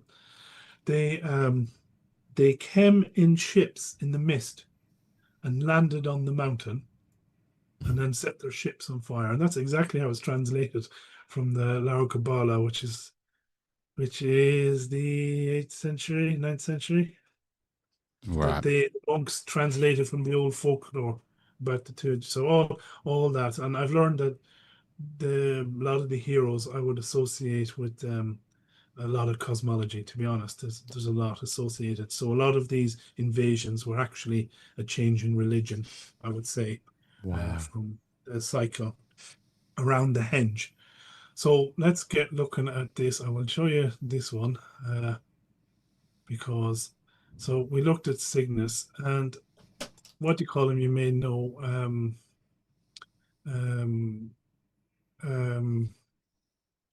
bear with me now. Is Andrew Collins? I didn't know of him until about 2 years ago when I first twigged the importance of Cygnus. Oh, right, because he has a book, I think, called The Cygnus he's Key or years something. at it. Some fascinating stuff. Like he's done a lot of good work. He's on our list to get on the podcast hopefully one day. Yeah, you do what he's. I'd say he's in demand. He's a good luck if you get him. I'll be tuned into that one for sure. But he has fascinating stories. So let me just show you. So I didn't show you actually the other end of that line. So remember rhombus. When a line, the curve, I explained the curve, and it crosses the same angle of longitude every time it crosses longitude, crosses at the same line. Right. And the globe, that gives you the curve we saw, the arcs, if you remember, Michael. So I did the same process heading south from that henge. Okay. What, just south, just straight 100% Just south? continued on from the Rocky Castle. Yeah. And I just went south. Oh my God. Straight through the air. We're Stig in the chat. Yeah. Super chat is Stig. It's going through the Rishat structure, the Eye of the Sahara. So it is not straight, but it veers to the angle it would be. Yeah. To allow for the arc as the rhomb angle. So again, there's license in it, but I'm pretty confident about it. I mean, the thing is though, right, Alan, we've got a lot of water, because you explained before about using the Bridget crosses and fires to sightline things. Yes. Whereas on that line, we've got huge expanses of water, haven't we? Presently. Currently, yeah. Yeah. So they knew how to do. We know they travelled, and I know they travelled from Portugal to the Shetland Islands, and Newgrange was a massive pilgrimage for those people, the Neolithic, and it was quite clever. They had boats, small, so they did. Do you know the word Viking? Do you know what it means? No idea. It means to hop from island hoppers, essentially, which is what the early fishermen would have done. They moved from island to island, didn't go out to big open sea, right? But they hopped along. And V, from my translation, we know what K is. Kaying means they were following the K ways, the key ways. And V is Virgo, which is what the Vikings did. So what's interesting, I think it was some lady who was a researcher in Stonehenge. She was talking about a Scottish lady, if I recall, and she was on about they found the boats, but they found around Newgrange and maybe up around Scotland in their little corky boats. They found skeletons of voles. Right. So what they used to do was breed them on the boats so they could make these journeys and use them as snack food. It's really clever, wasn't it? Wow. Give them the crap food and eat the voles and the hamsters, sort of. Really fascinating. Yeah. So bear with me. I'm going to show now. So I went to that, and I'm going to slideshow. Slide, and if it pops up, I'm going to try and reverse it over if it's okay.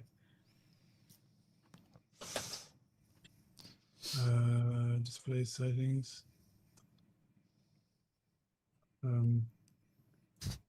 Swap. Okay. So there's the line we just looked at. So now your heads are going to pop a little, maybe. So let's look at Cygnus. So we know Cygnus was to the north. And about 15,000 BC, just shy, Cygnus was at the pole. Not exactly, but from looking through some of the apps like Stellarium and so on, it was in the wing of Cygnus. And I seen that. So you see that there? It's in the wing. Right. So it would have essentially been the pole star 17,000 years ago, yeah. Yeah, exactly that. 10,000 years to the next one or something. Yep. Wait till you see. So there's Cygnus. And then you have the the pole star in the wing. So that's about 15,000, and it goes in a cycle, right? Yeah. And so the pole swan. But look, Oh my God. so there's Lyra. Remember the harp? Yep. And they're right next to Cygnus, and that is the Lyra, and you have it.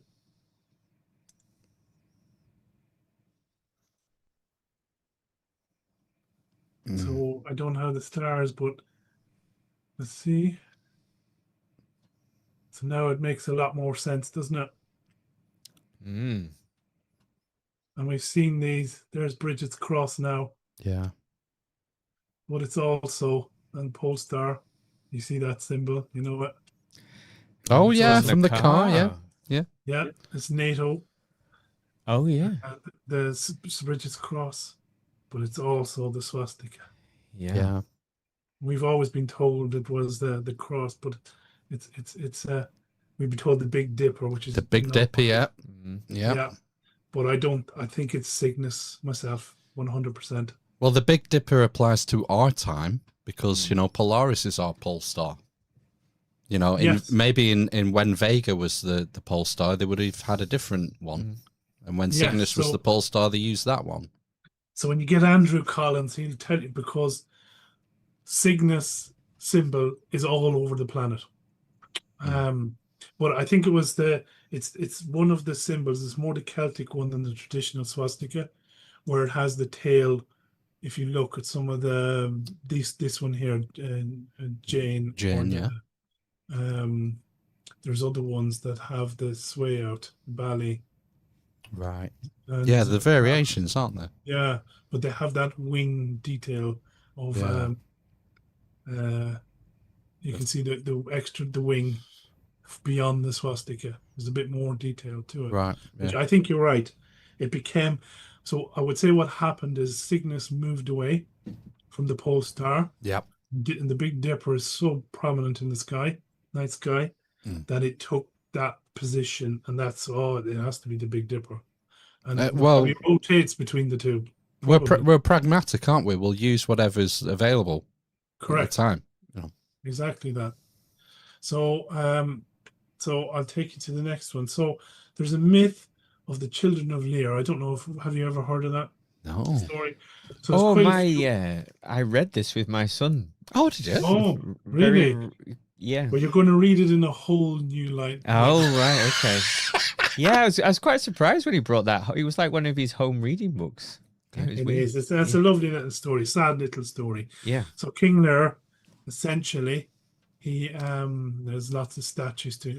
It's quite really. It's kind of a standalone story too. So Lear used to be the king of the Tuatha Dé Danann, the magic people, you know, the boat people, spaceship people. And his position, I guess, you know, we're looking at constellations, aren't we? Probably was taken over. So his name was King Lear. Lyra, ring a bell? Yeah. And he's got 4 swans, see? And so Bov became king of the Tuatha Dé Danann. He was married, but his wife died. And when Bov took over his position as High King of the Tuatha Dé Danann, he let him, as a consolation, marry his daughter. And what happened? So there's the story there. Basically, he married, and his first wife died. Then he married Bov, the new High King, took his role. He married his daughter, you know, the way marriages sort everything.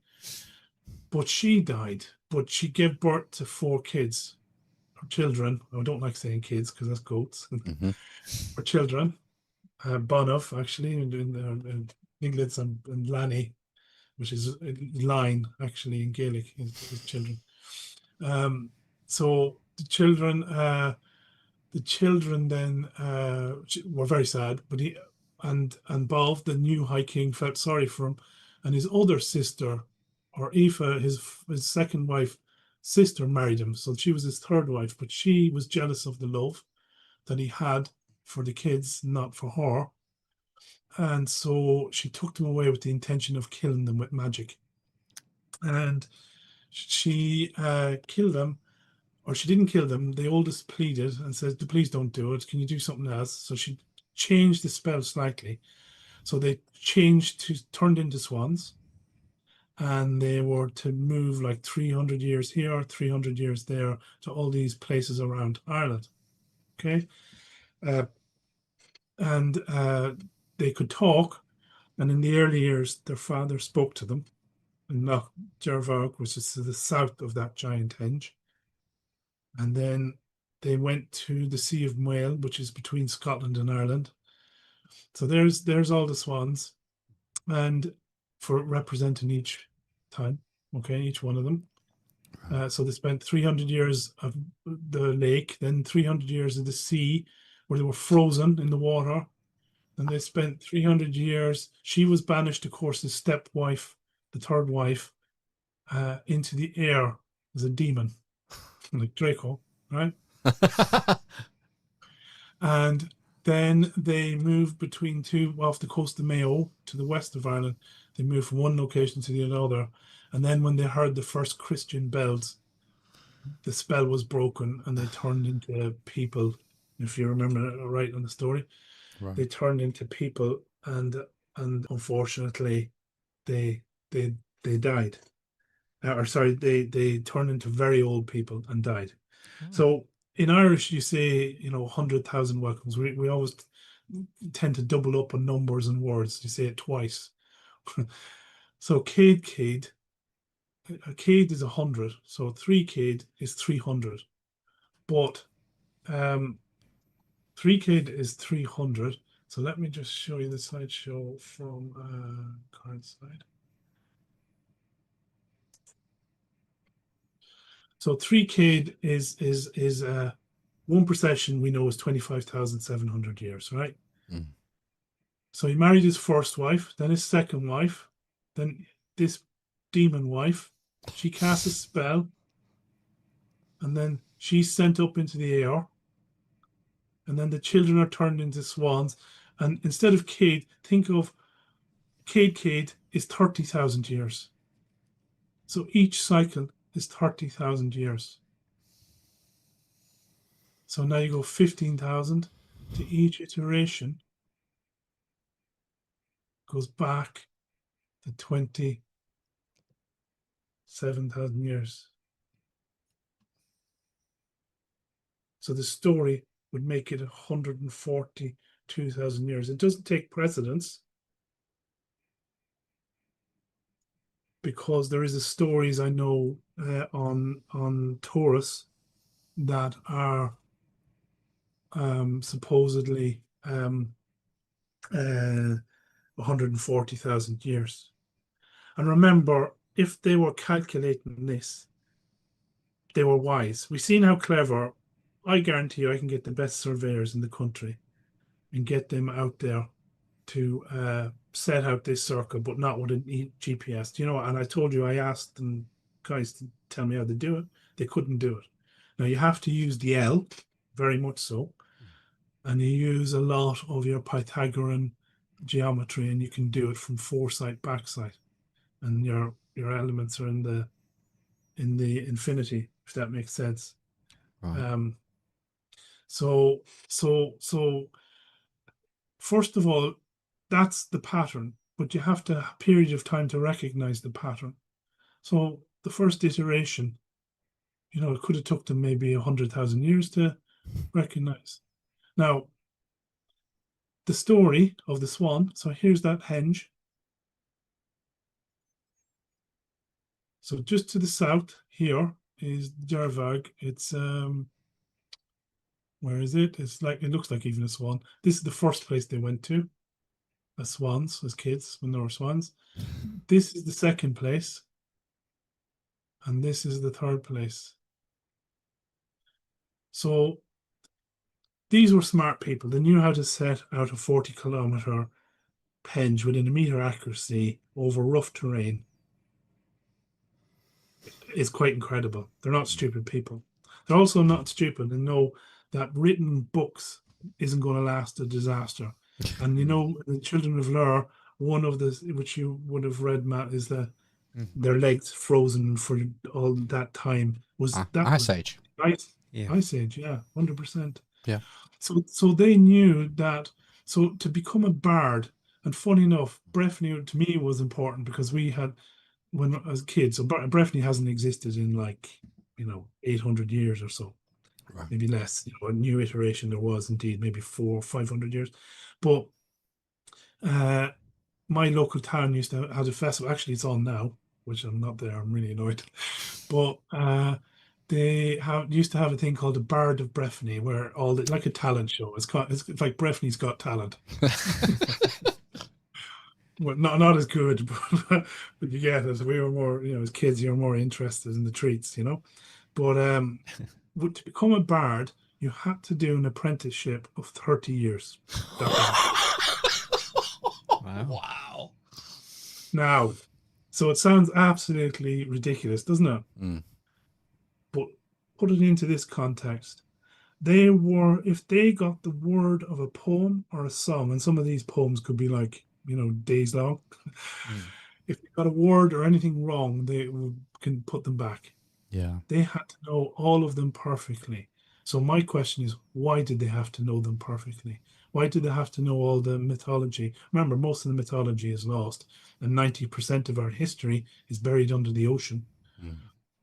The perimeter, like look at Doggerland, like God knows how much is lost there. Yeah. Yeah. So disasters destroyed your books. So the only way you're going to pass accurate information on is orally. Yeah. And that's why they were so rigid. And that's why it was 30 years, because they made damn sure. How else would you track 142,000 years unless you had a damn rigid program, which was an oral poem or story that you told rigidly, generation after generation, intonation, punctuation, every word as it should be. That's why I remember reading plenty on that and how strict it was to become a bard. And they know your genealogy. They knew where everyone lived and their ancestors lived. They knew everything. There's druids and bards, and it's a blurred line between which was which. I'd say they're mix and match. Yeah. And a lot of these stories, they transcend language. They're more symbolic than anything else. Because again, languages die, languages get taken over, made extinct. Yes, exactly that. As I said, with the words that are or not Indo-European, like you said with Basque, same thing. There's words, and I'm certain there's English words the same. Well, it's like Gaelic and Welsh. Will those languages be around in 200 years? I hope so, but they're under threat, aren't they? They are. They're. I think Welsh is probably in a better health, but there's a revival. There's no doubt there is a revival in Ireland now. With the younger generations are very much into the language, Good. and I guess, that's hopeful too. But don't like English. We know it is a new language. I mean, they say 70% is Viking, but there's a lot of it very old. Yeah. And part of me thinks, remember, see what do you see there? You see a ring, which is an O. That's what O is. It's either in the sky or on the ground. And there's a K. It's okay, isn't it? We don't get to put. Why do they put so much effort in making pop stars and movie stars and putting them out there? Give them a script. All these slang words and cool words that they say. Fact with a PH. We just seen the fact star, didn't we? There's okay, key. All of they make their language front and center in culture through the business. Yeah. But these words they're not, and there's many of. And English, I would say, if I was to put money on it, I'd say English is a revitalized language. Okay. Probably for the last few hundred years. It's very difficult to know. And again, we'll go back to a period. That's that henge, and it's because of its prominence. There's other anomalies. There potentially no ice up along the Erne in some studies I've seen. And as an engineer, I can't help but wonder that they have underestimated the mid-Atlantic ridge, and the North Atlantic drift just didn't stop happening during the Ice Age. So you still have this water that's warm, carrying energy, Right. But it's been channeled into a narrower space. So I put it, and I have a lot of other stuff we can't do now. It's too much, but it's very solid that our was a west or an East Atlantic entrance from Africa into Europe, but it didn't stop there. It went over the top because of whether it was under the ice or it was clear, probably under ice, but you had a very fish-rich zone. And the reason the moon is more important than the sun is because the hunter-gatherers weren't running around necessarily hunting deer and berry picking alone. They were actually the first hunter-gatherers that of significance, the migrants, were fishermen, and they worked on the tide. And you can see evidence of the Severn, and I've seen it myself when I worked in Africa in the Niger Delta. When the tide went out, they build a big long fence and then close the gap before the tide goes up. When the tide comes in, then close the gap when the tide goes out, and you capture all your fish. Right. Wow. So the tide was of vital importance to them. Yeah. That's why the moon was first before. I hear a lot of people say the sun. No, I would put it that the moon was more critical. And they were seafaring. They were Vikings, weren't they? All of them. Well, it seems to me, Alan, that the sun is more important for agriculture and the moon is more important for subsistence. Correct, exactly that. When the farming came along, the importance of the sun came along, and the dying sun. Newgrange is proof of that in Stone Age. But the moon was also, it didn't just disappear. They still planted in accordance with the moon. But before that period was definitely, you had coastal ramblers that fished, and they migrated along on, off the west coast of Africa and north. Right. Because I found symbols, which I have, there's too many slides and I'm conscious of how long I've held you. But there is one, I guess one thing more, if I do have it handy, is the importance of why we're being divided now, and we're thinking it's all the division and conquering and so on. I'm just seeing if I got those slides handy, and unfortunately I don't. Let me just see if I do. So it's important to note that Cygnus, Bridget was known as the shepherdess. Why was she the shepherdess? Because she herded the cattle. What cattle? Well, she herded the cattle of the Milky Way.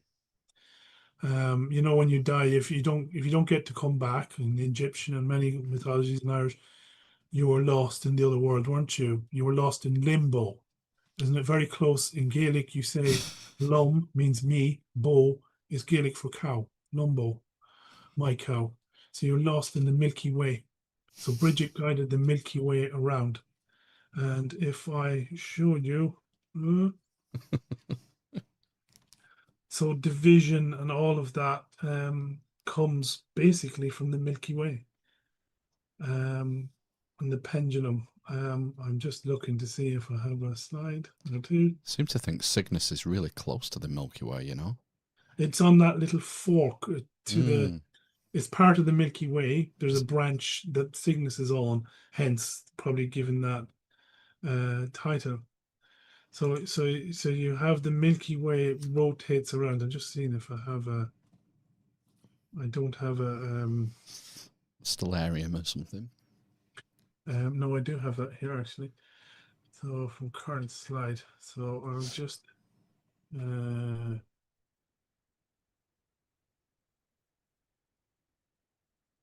oh gosh, look at that. So I think Cygnus is on that, but let me just if I can turn that music on this, and I don't think you want it. Can't hear it. Can't hear Halo. it. It's Halo, isn't it? It's the Halo music. Oh yeah, I'll leave it. Wow. So so you have your stones, right? They're plotting Milky Way as it moves around. You're either one side of Milky Way or the other, aren't you? And there's N, the noun, okay? And there's M, is measurement from one to the other. So really, like I think, so A I worked out as the air, and it's the inverted, of course, Capricorn. But it's the air either side. And D is the Milky Way. And I think that's the first. The creation theory was the Milky Way. Yeah. So D, you have the big G in gematria and masonry. Yeah. Yep. But in Gaelic, you don't. My brother is called, if you phonically spelt it out, you'd say Diaromud. But it's actually, we pronounce D as G. And Right. he's Gia. So D is G, and that's God. Gia is God in Gaelic. Like Gaia. Yes. Except Gaia, it says, so D was pronounced, as I say, as a G. Wow. It's not off if I can. I'll stop it. That photo with the arch of the Milky Way is just absolutely fucking breathtaking, isn't it? I know, yeah. Yeah.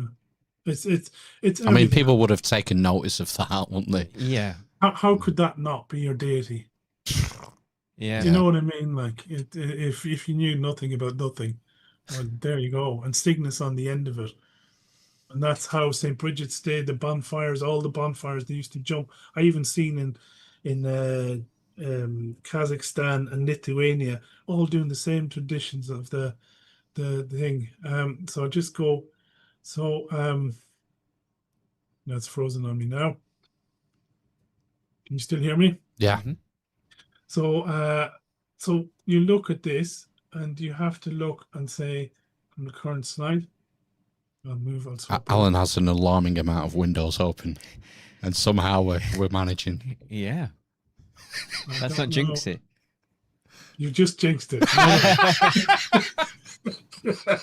You've broken it. Refresh. Let's see. Can I do? I can't. I'm in the frozen world. I am. There we go. Oh. So okay. Wonderful So look animation. at this look at this slide here now. This explains an awful lot. So you have in Ireland, you have these little standing stones with two faces, and of course you have Janus. And I know Black Sheep, he's done great stuff on that. Really love. Yeah, Black Sheep researcher, another guest we should get on. But yeah, his name keeps changing, so I keep losing. But keeps getting banned and restarting. Yeah, he keeps, because he's right on the edges. He's on the target all the time. So he's fantastic. But he loved this because, to me, you have both sides of Janus. Now look at the Romans, how they seen it. Remember, they're sort of Roman, Mithras. They're a bit of a hybrid of everything, to be honest. Yeah. Mongrel elites. They've stolen everything, and whatever's pragmatic, they will subsume into their own mythos. Correct. Yeah. They what was the Borg did? They did assimilation. Exactly. Resistance is futile. Exactly that. So look at Janus and Roman religion. So you said it at the beginning and the end of and transitions, time, duality. So Janus, January, we know that. But there's somewhere where every event you started praying to Janus. So, and then when the event was over, you pray to him again to close it out. Yeah. Essentially, the event was considered like the passing of the Milky Way. And your event was timed to that. So your face was either side of the Milky Way, if that kind of makes sense. So the portals we all know about. We know they're rings on the ground, horizontal. But every meeting you pass through, you go through, essentially you go one side and the other. So this is all the portals. And of course, the Milky Way is the dome. It's actually why they invented flat Earth, I think, because it's their religion, because that's how they see it. And I'll give you a bloody good reason for it in a second. So let's go on to the coronation orb. What do you see there? We've got an orb with a cross on top of it. Yes. We've got like an equator band across the middle and a what would be the opposite of the equator, the north-south longitude line. Yeah. Okay, how about... We've got lots of henges represented by jewels. You said you have an equatorial ring. What if that was your plane of existence, like Yggdrasil, as they would see it? I'm not... Oh, yeah. So that would represent the human realm we live in, and then there's a realm above and one below. So what's this? That would be the heavenly realm. The Milky Way. That's the Milky Way, 100%. And if that's the Milky Way, what is this? What's above the Milky Way? Who's the shepherdess? Who's a shepherdess, Phil? That's Bridget. It's Cygnus. Bridget. It's a Bridget Cross. It's the cross. You seen where this is going? Yeah, so you've got the St. Bridget's cross at the top of the Milky Way. Like the swan. Where they are. This is it. This is your Sigma people. Yeah, Sigma chats like this us. is the origin of the cross in theory. Mental, isn't it? Then there's another representation there. There's the Igris, yeah. Yeah. So when they reference the firmament, you'll think they're referencing actually the Milky Way. Exactly. They're looking at a section, not a dome. They're looking at the Milky Way, essentially. That's the firmament, is the Milky Way. And they all have orbs and scepters, don't they?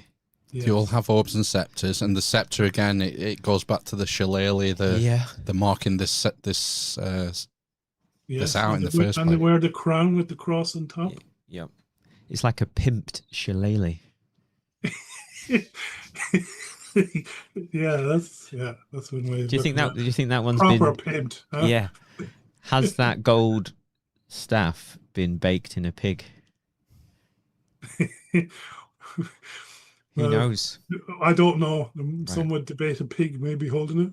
Well, some sausage fingers at least holding it.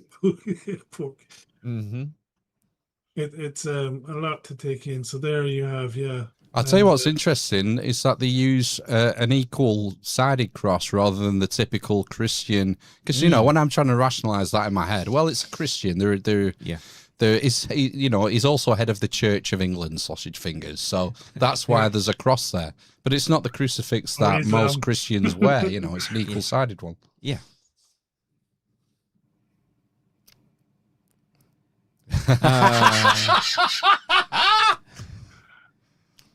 Right, you've got to explain this. We've got three. Is that the 3 stars of Orion? Yeah. Orion's belt. I'll just add, but I'm just making a point. They're the elves, aren't they? And Eden is the emergence, and D is God, Gia, and Anna is the air either side of the noun, which is where we are. So, with all your flat earths and so on. But this is interesting. So we've got loads of different representations of flat Earth from across the world, which I've never seen this before. And it's quite fascinating, isn't it? But this is so. Look at the timing of when Flat Earth came on Netflix. About when was that? 2015 would be right. 16. Remember the program on Netflix, right? And it just came just nicely timed and swallowed us all up. What do you mean? And then of course COVID comes along and so on and so forth. But yeah. It's interesting. I'm always curious by the timing and the money people have to produce these things. I wish I could make videos like that. That's all I'm saying. Right. Yeah. I couldn't do that. So I love that meme. 2 astronauts meme. So, and you have all the deities associated with there's the horizon line. So that's me reversing in Stellarium upside down. And the Milky Way is actually the one with the sun in it, just to make sense. So that's the Milky Way, okay?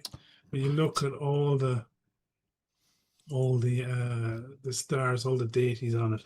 So you have the summer constellation. You have Aguilera, which is Altair. Do you remember the flat stone on the dolmens? And you look out and you have Altair. Yep, the altar stone. The altar stone to Altair, the eagle. You have there, they had Aquila, yeah, that's it. You have there's the horizon line, Milky Way. You see Cygnus is on the Milky Way and that fork always. And there you have the all the other major elites. And look at the unicorn, monoceros, and its horn is the Milky Way, essentially. And then Canis Major and Cygnus we did. And all the Zeus with his lightnings, it's all Milky Way almost reference, really. Thor, Shiva, and you have Cuchulainn, Hound of Hullen. He had his spear that, the spear in another quote. You mean the spear of destiny, like the the lance whistle. of Longinus? Yes. So you know the whistle that goes, the directable arrow that's in is it Guardians of the Galaxy? Yeah. That's pretty much what that could do. It didn't miss. Right. And he's the hero. Is he one of the heroes of Gaelic myth? Yeah, he's like top of the apex. And he was a boy. When he was a boy, he was called Satanta.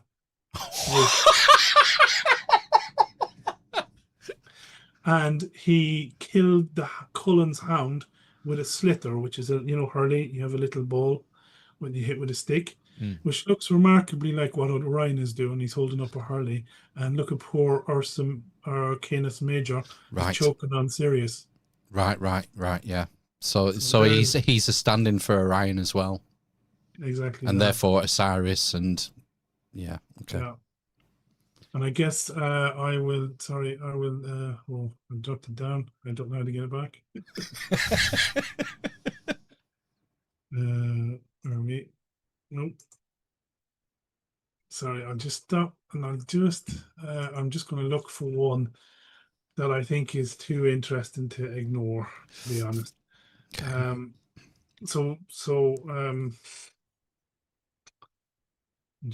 not going to find it, am I? Typical. Such a tease. I know, sorry. It'd probably get you shut down. Might be a blessing in disguise because I think it's that important. Oh, come on. They'll be hacking your computer right now. You can't leave us hanging. I'm very certain they've already done that. Oh. Let me try and find it in the background when we're talking. Oh. And if I can, I'll I have so many windows open, sorry. That's all right. Let me just Let's turn off your I want to see your files. Yeah, we'll turn that off. Oh, you don't? Yeah, well, there's nothing much on it, to be honest. Don't worry about it. I love all the synergy, with these different systems. What, Alan's filing system? Not the files, not file manager system. I mean, the mythos that. Yeah. It just points to it either points to a single point of origin or a single system that's been employed across the world. Actually, I'll show you these slides. So that we looked at that, but look at all these symbols around the world. The snake. So the snake. I'll give you a good one now. So one symbol that you find everywhere is the grid. Everywhere, right through. Remember the as-built stone at the back of Newgrange? Yeah. It goes through to every pantheon I've found. There's symbology. It's part of those, the 32 symbols that go back like 30,000 years, 40,000 years. The grid is one of them. And I found it both in the Altai Mountains. You find it in the Bombas Caves. And this one here is the Altai Mountains. Yeah. And it's Denisovian. But look at these, they're thumbnail size. It's red ochre on a scratched grid. And you go to the down to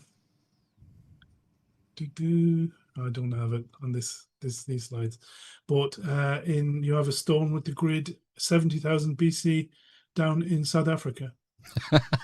Everywhere I found it. You have it. You have it in those 12,000-year-old ones in Colombia. Right. No, I'm not familiar with that site, but I'll take your word for it. I don't have. Funny enough, I deleted. No, I didn't. There you are. So see these ones here. I'll just roll it up because you can't see. There's the symbols I was telling you about. And look at this Ogham grid man. So it's like Ogham because it's all alignment. This was buried in a dam, imagine, in the States. Wow. Grid. In Japan, Elamite, all the languages have a grid.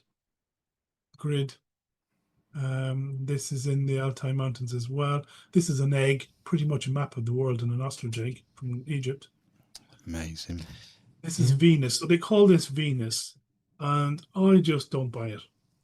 This is Mother Earth, I think, or Gaia or Gia, main, and the grid hairdo. You've all these stones again from, let's see, can I zoom it up? It won't let me magnify. I can do it here. It's got, they're all gridded up as well. Here's the stone, Blumbus Caves in South Africa, 70,000 years old. So almost the half the hemisphere, a hemisphere away, so 12,000 miles. Yeah. Have this Shit. and the red ochre nail, you know, the Denisovian, at the same time. How does that? How is that a coincidence? I think not. It's an incredible coincidence if it is. So I can't find it now, but and I'm just looking. I don't have it, but what I can do just to speed it up is I am going to type.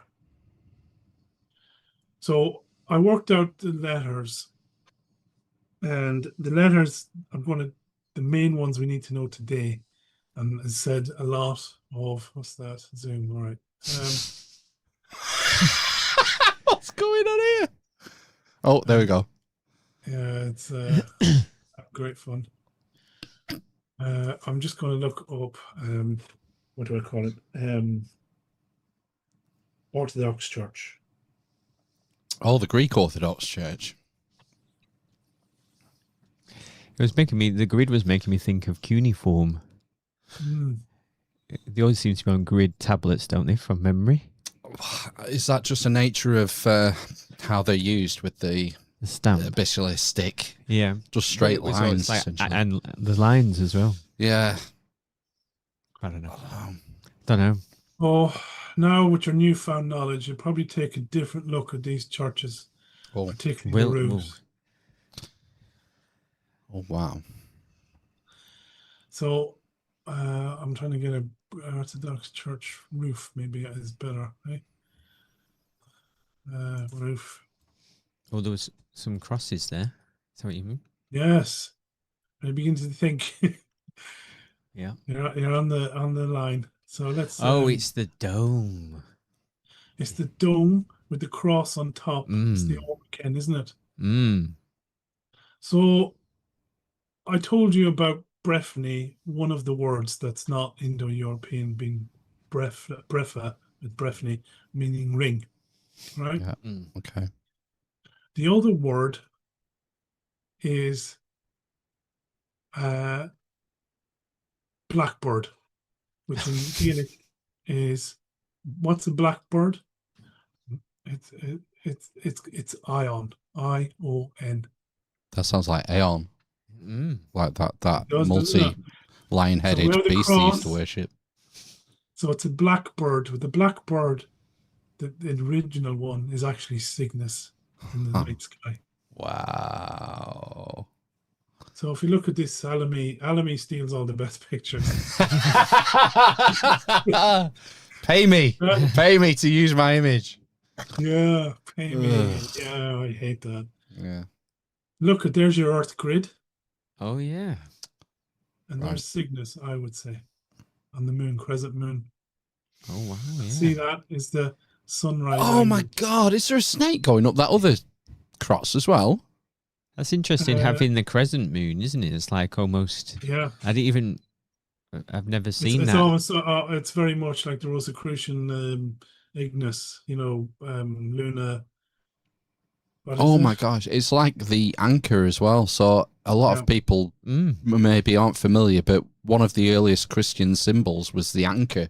You know, when they go to these catacombs in Rome and whatnot, they see, rather than they don't see crosses, they see the fish and the anchor. It's the anchor, isn't it?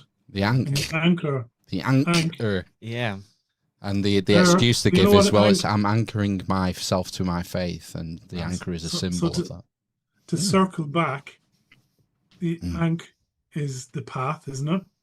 As we said, on Kusan, Yeah. Ankh. Yeah. Or is gold, the gold path. Angkor Wat is the golden path of the Easter sun, the Easter sun. And when you look up, Ion is the blackbird, and you look up, so Isa is Io in Gaelic is Jesus. Issa. So was Christ the original Isa, Christ? Cree means as a, oh, I forget what it is. Ost obviously is old Germanic Celt, is east, Right. and Cree, oh, I forget Cree. It's supposed to mean Jesus Christ. It means a follower of the east or path of the east. Okay. So Eon is the blackbird path to the east. So was the original, was the original Jesus Christ actually pre-Christian as we know it? Was it Cygnus? Ooh. Big one. I'm sure there'll be a lot of my effigy has been burning somewhere at Yeah. the mere thought of it. But isn't it funny that this is all trashed and the bells? So remember I said B means wave. Mm.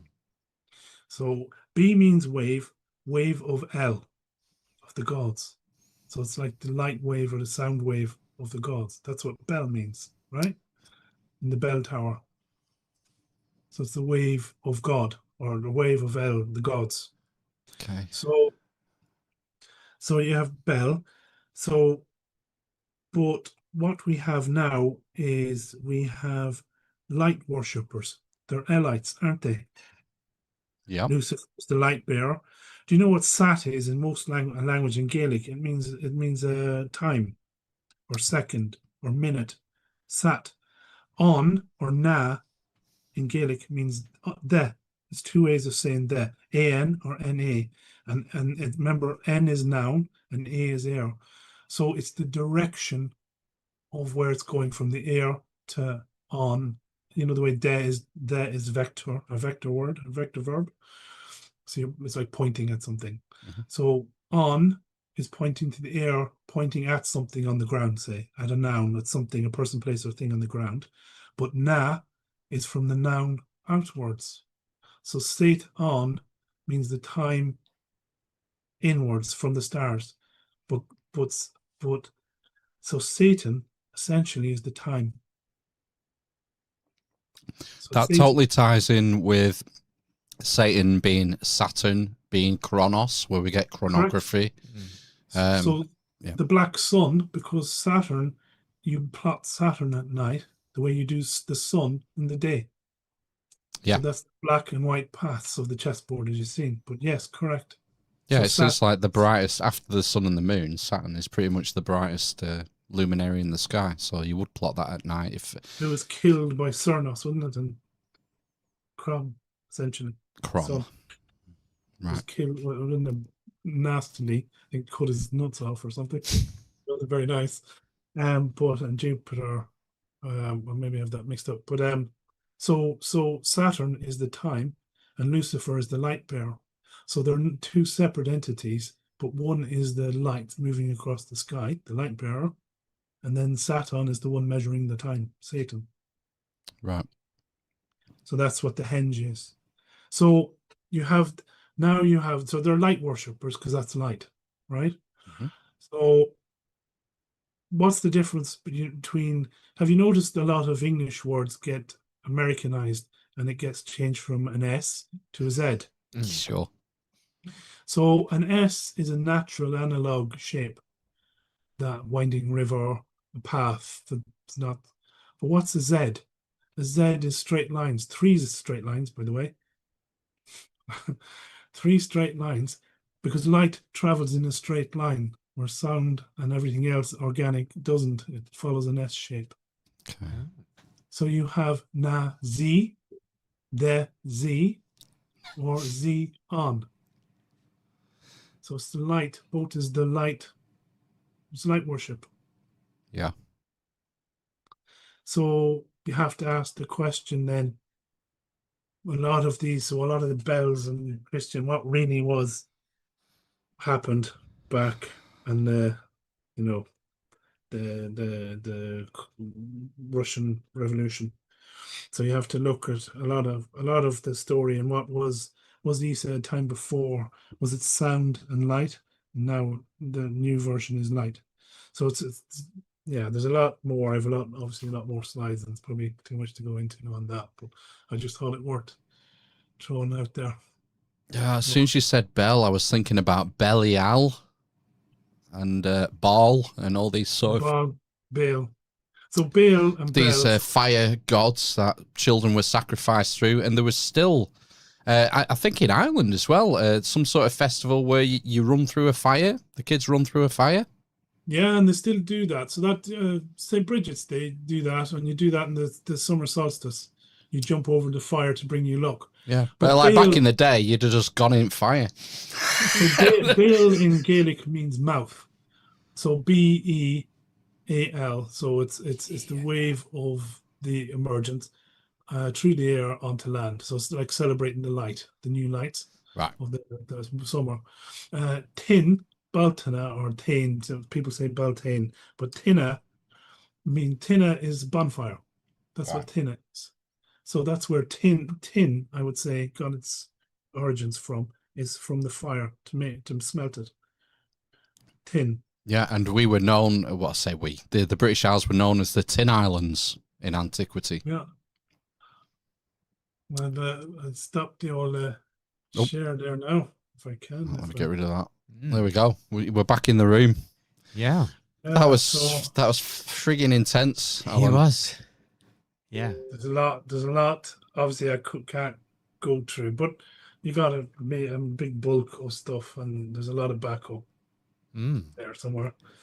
But it is, yeah, when you go, I guess it was like Newgrange really was just happened to have the right tools. I grew up in the right place to know the things that brought me into the right room, to press the right buttons, to see the things connect. Because it's just a big crossword, really.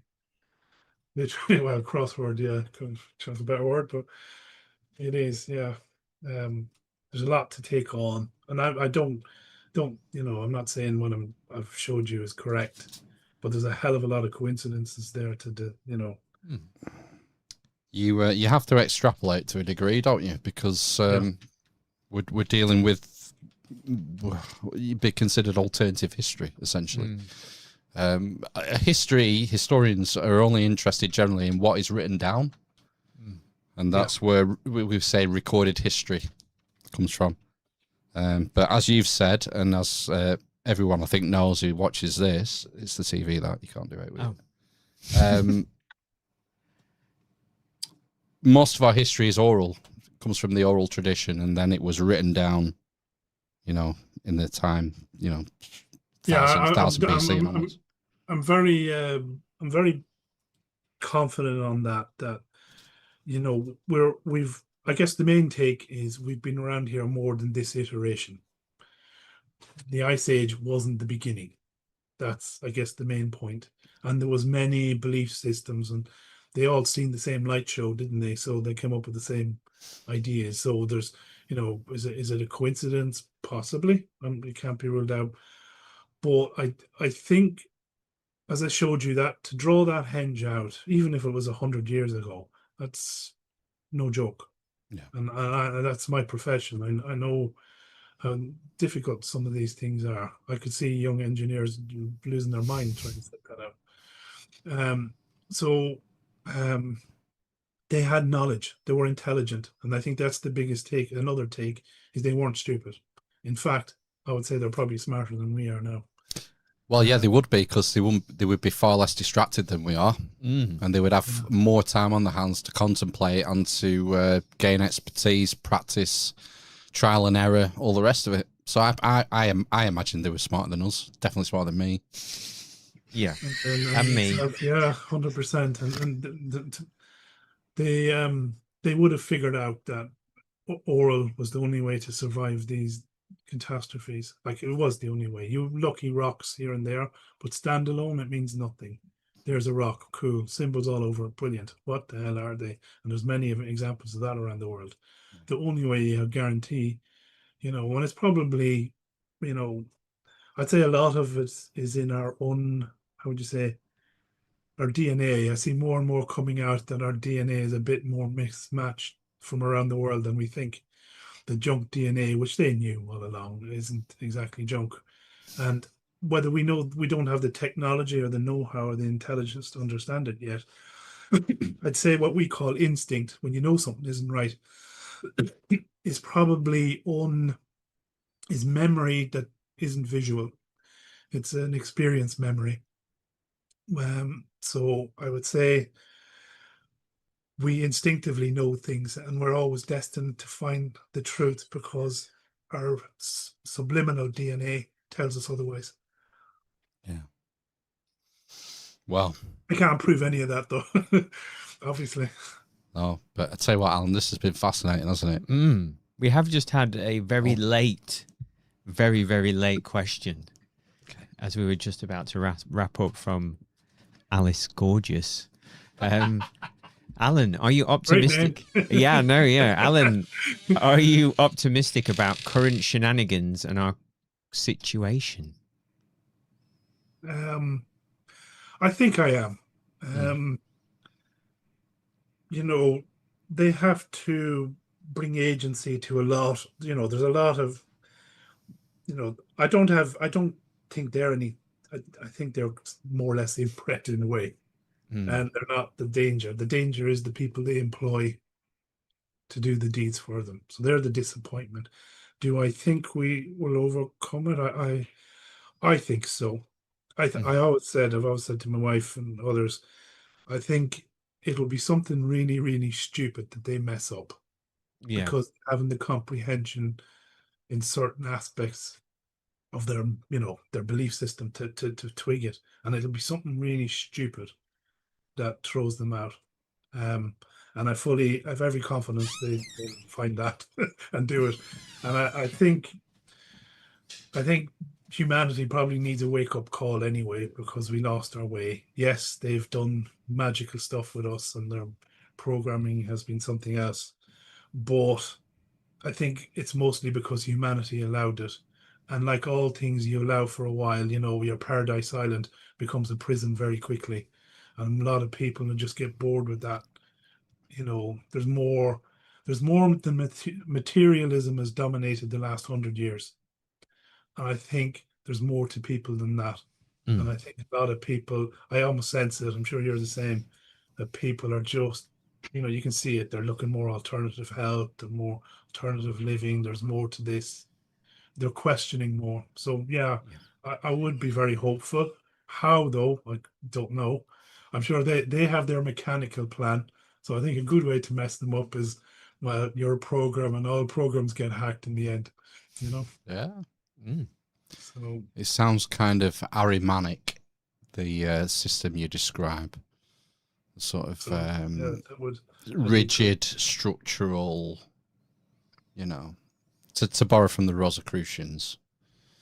We need a bit more of a Luciferian, a bit more chaotic. Exactly. I imagine they get bored of it themselves, to be quite honest. I mean, what a material pursuit for what? Let's, progress. Progress to where exactly? What? Out to space. What the hell are you going to do out in space? Like, you're boring. Sorry, you're boring. There's nothing to you. You can't create. You don't believe in creation. You're going to go off, twaddle off into space. God help you, the next guy you meet out there who really is an alien. So, that's how Musk sells himself as, though. It's like the savior of humanity. Well, look at his name, Elon. For God's sake, like literally, he's called himself God almost, doesn't he? Yeah. Or his mum has, and his dad, But hey, each to their own.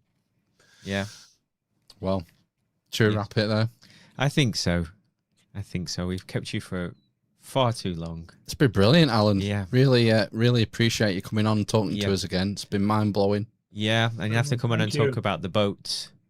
You teased us with the boats, but we'll do that maybe not in 3 years' time. Maybe give it 6 months. something like that. I learn it off by heart. Make Yeah. sure it survives the catastrophes to come. Yes, Yeah, exactly. we'll do it sometime before the next processionary cycle. Yeah. Yeah. Oh, it's been worries. fantastic. The Telegram group's in the show notes. If anyone wants to join, if you use the Telegram app, Mm-hmm. you can join Alan's group there and get all this information and more. Yeah. So I'd highly recommend that. No, thank you very much. Yeah, no, it's nice. I enjoyed coming on, and it's nice to be able to speak freely, isn't it? So, Yeah. So It's very necessary. an honor to be on your show. So thank you. No, Pleasure as ours. Thanks, Alan. Really appreciate your time. And we'll see you further down the line, and I'll see you in Telegram. Yeah. All right. Yes. Okay. Take care. Right. Thank you. See you later. Bye-bye. Bye-bye. Cheers, Alan. Bye-bye. Bye. Bye-bye. Wonderful. That's fantastic. That. It was great, yeah. As always. Yep. Brilliant. We shall have a quick break and do like 10 minutes of housekeeping, shall we? 10 minutes, tidy up, yeah. What time you got to be up tomorrow? 9 o'clock. I've just 7:30. Oh, Nothing right. crazy. Oh, that's later than me. Setting off at 9 o'clock. Oh, right. Have you packed? Yeah. Oh, fuck me. You don't even have a dog to walk. No. Not that crazy. Right. Back in 5. See ya. Ah.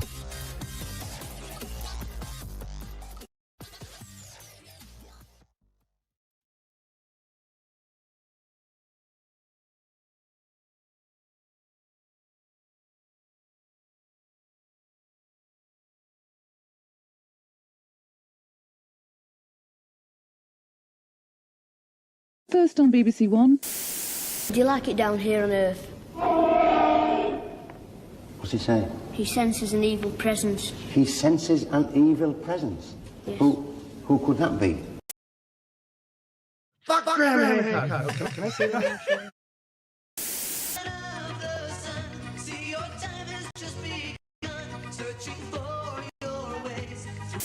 Which 3 months of the year begin with the letter J? Think before you answer. January.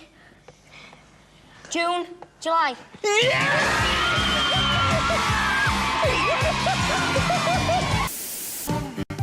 The time is right. It's time for you to play your game.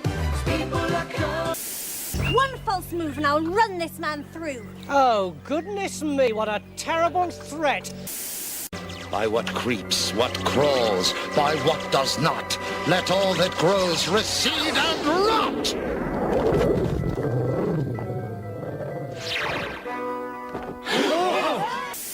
He can't see, can he?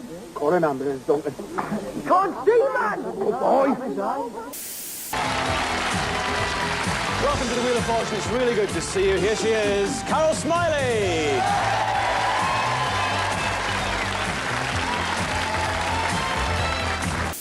Thunderpants. On the planet Underwearer, Y Fronto, leader of the Thunderpants team, awakes to find... The magic bloomers of Underwearer, with their amazing powers and sacred gusset, have been stolen. Oh, no, sir. Summon the team, Willie Nix. This must be the work of the evil Bumra. Yes. He's enjoying himself. Oh, where's he gone? He was there a minute ago.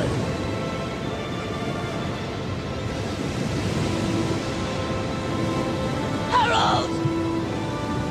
Answer me, love! Harold! Harold! Wackity, wackity, wackity. Speakers about. Watch out, he is about. Watch. Tom Hardy. Good morning, Tom. Hello. You go round there, love. Hello there. Nice to meet you. No, sit yourself down. Come on, get comfortable. Easy. Just have a look at your personal details. No, not easy. Hello! Hello there, and welcome to this brand new game show called Get Your Own Back, the show which gives... Next.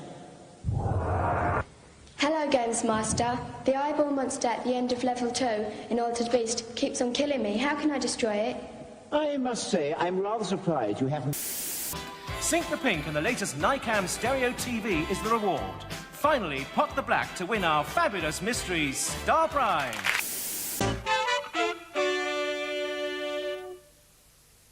Isn't being stood up dreadful?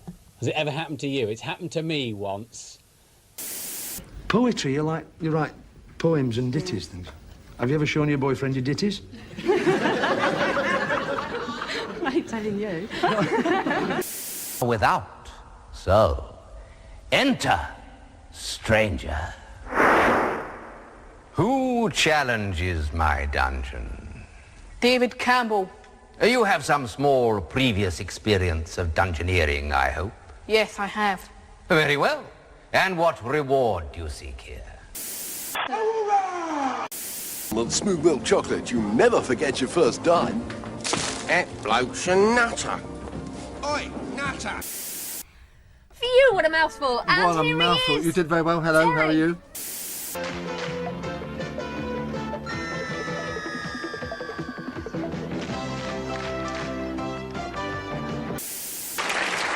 She's anxious to rush away. She is. I've got fast hold of her here. Stay here and enjoy it, girl. You have not.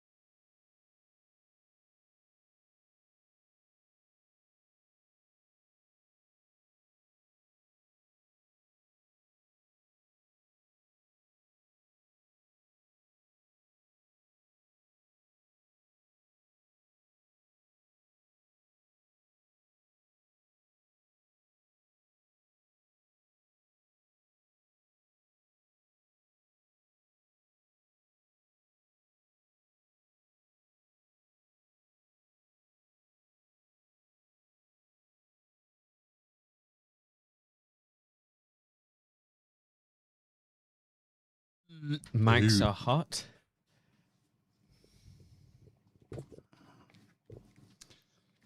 Are we back? Say again. Are we back? The dwarf, the cripple, and the mother of mindfulness. Yep. That was our chat with Alan Denneny. Oh, Alan, how I've missed thee. I remember the first time that Alan came on. It's one of the ones that's stuck with me. I can't believe it's been so long. I genuinely didn't think it had been 3 years since we last spoke to him. Can't believe it's been that long.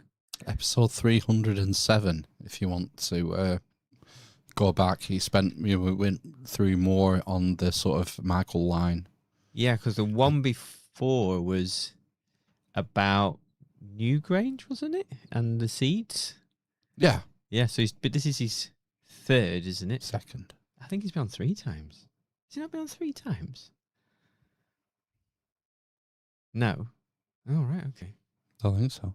I'm sure he came on again.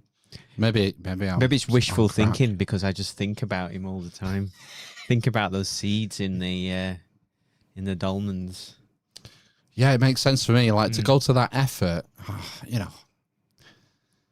The tombs, man. It's always fucking tombs, isn't it? But you know, it does make sense to use those. You know, to go to that effort of. I didn't interject at the time, but when he was talking about Newgrange and that it was up on a hill and there was those massive stones, and I just thought back to when we visited West Kennet Longbarrow. Well, yeah, I was thinking that. And you've got to track up that fucking hill. Oh, yeah, and you get there, and there's these massive fucking boulders, like 10, 20 tons, and you think, why go to the trouble? Oh, to bury the dead. Yeah. Maybe in a later phase. Mm-hmm. You know, maybe it was co-opted after it was used for grain and seed storage. Who knows? You know, we don't have written records, but we do have oral traditions in the form of myths and legends. So, yeah, love it. He's such a good presenter. Yes, and Really he's good. top-notch, top-tier slides. Yeah. Incredible animations. Animated slides. We don't see them very often, do It was we? brilliant. Yeah. So join the Telegram group. Yeah, definitely. The link's in the show notes for that if you want to keep up with Alan's latest Yeah. research and the other people in the community there who are posting stuff every day. It's a hotbed of possible future guests, Alan's Telegram channel. Is it? Yes. All right. Cool. We should check that out. Yeah. And while you're on Telegram, you can hit that Schwab code and you can join our Telegram channel as well, our Virginal Telegram channel. Yeah. Not Virgo. Well, it is Virgo. It's virginal. Yeah. It's like a week old or something, isn't it? 2 weeks old. 3 now, isn't it? Is it 3 now? I think it's like his old hat. Oh, it's a hag. It is, isn't it? Yeah. Old, creepy channel. Maid. There's 3 stages, isn't there, of the feminine? Oh, you tell me. What's the middle one? You got the maid. The babe. The hag. Right. You remind me of the babe. Right, okay. Is that... Oh, in... We're talking... Well, I was going to say... I knew what it was. Was you watching? Yeah. David Bowie in... In the Labyrinth. Yeah, the Labyrinth. Yeah. What's the famous song? Oh, I don't know. Dance something. I don't know the song now. Oh, my God. I just know the good stuff. Dance, magic dance. Did he insist on writing that one? Did he insist on wearing a massive codpiece? Probably. I wonder how high he was during that. I think he was still... Was he not in the thin white Duke phase in the mid-80s? Oh, I think it's after. I would have thought it was after. I would have thought Thin White Duke was like 79 to 83, maybe? Right, okay. And I want to say Labyrinth was maybe 84, 85? Maybe he's coming out the other side of the Coke era at that point. Into the meth era. Was it? No, he started to get clean at that point, You didn't he? remind me of the babe. At the early 90s, I think. Did he really? I think so. He got clean. Well, yeah. What's he doing now? That's the question, you know. Is he living in Kazakhstan now? Yeah, well, that's where there is some kind of weirdness going on there. Is it Kazakhstan or Uzbekistan where It's the, one of the stands. Elites have the weird architecture, the seed storage, yeah, in more ways than one. Because it's not just about the grain seed. Freaks me out. You wonder if there's some like human seed storage going on somewhere. I imagine there would be, yeah. To protect the genome. Yeah. Yeah, that won't surprise me. I'm watching Silo at the moment, and that's what that's all about. Oh, go on. Have you not heard? I believe it's a set of novels. Well, it is a set of novels. I don't think it's fact. I don't think it's a biography. But essentially, there's all these people living in a silo, and it's underground. And as far as they know, the world out. So there's a video monitor screen of the world outside. 1986 was Labyrinth, by the way. Thanks, Martin, in the chat. And the world outside is like a desolate A desert, wasteland. a wasteland, yes. So some catastrophe has befallen the earth. Right. And these people aren't allowed to go outside because they'll be poisoned. Okay. But as the series and I assume the books go on, it slowly, spoiler alerts incoming, there are other silos, basically. Naturally. And it's just started to go back in time and tell us why the silos have been built. And there is an Elon Muskapan fuckface wanker-esque person, played by Tom Hanks' son. Nepo baby. Colin Hanks, not Chet Hanks. Have you ever seen Chet Hanks? No, I didn't know Tom Hanks had kids. Yeah, he does, yeah. Well, as far as we know, they're his children. Colin Hanks is like the Elon Muskapan figure in the story, and he's building these silos, but we don't know why. Something about grey goo. Oh, that was it. Sorry, it was nanobots. He's made nanobots, and then Iran has made a weaponized nanobot, and it had got into like some aircraft and made them crash, basically. Yeah. So but we don't know why the silos are being built right now. My man shaft's gonna fuck your man shaft. Exactly. Oh, that's what I was looking for. Teenage Mutant Elon Musk fuckface wanker. Right. How many? Is there just one season? Is this a new show? It's been on for a few seasons now. So this is the third season. I think there's going to be one more. How many episodes per season? 6, presumably. No, there's more. I think it's between 8 and 10, I think. Oh, gosh, that's fine. In our house, we've started watching Buffy the Vampire Slayer. Wow. Because you've watched everything else. If that's to start again. No. I wanted to... I'm feeling like it's a rite of passage. Oh, because you have a 14-year-old son. Yes, and an 11-year-old son. So I think they're ready. To see what real women look like? Not to see what real TV looks like. Oh, right, okay. I mean, there's nothing good gets made now, really. No. For young adults. I'm trying to think. Well, no. Blue Peter? Right. 22 episodes a season. Yeah. An hour long. Well, 45 minutes with ads, isn't it? Yeah. And does it build to a crescendo like TNG? So we're watching it. They're all free to watch on ITV X. Are they really? Yeah. Wow.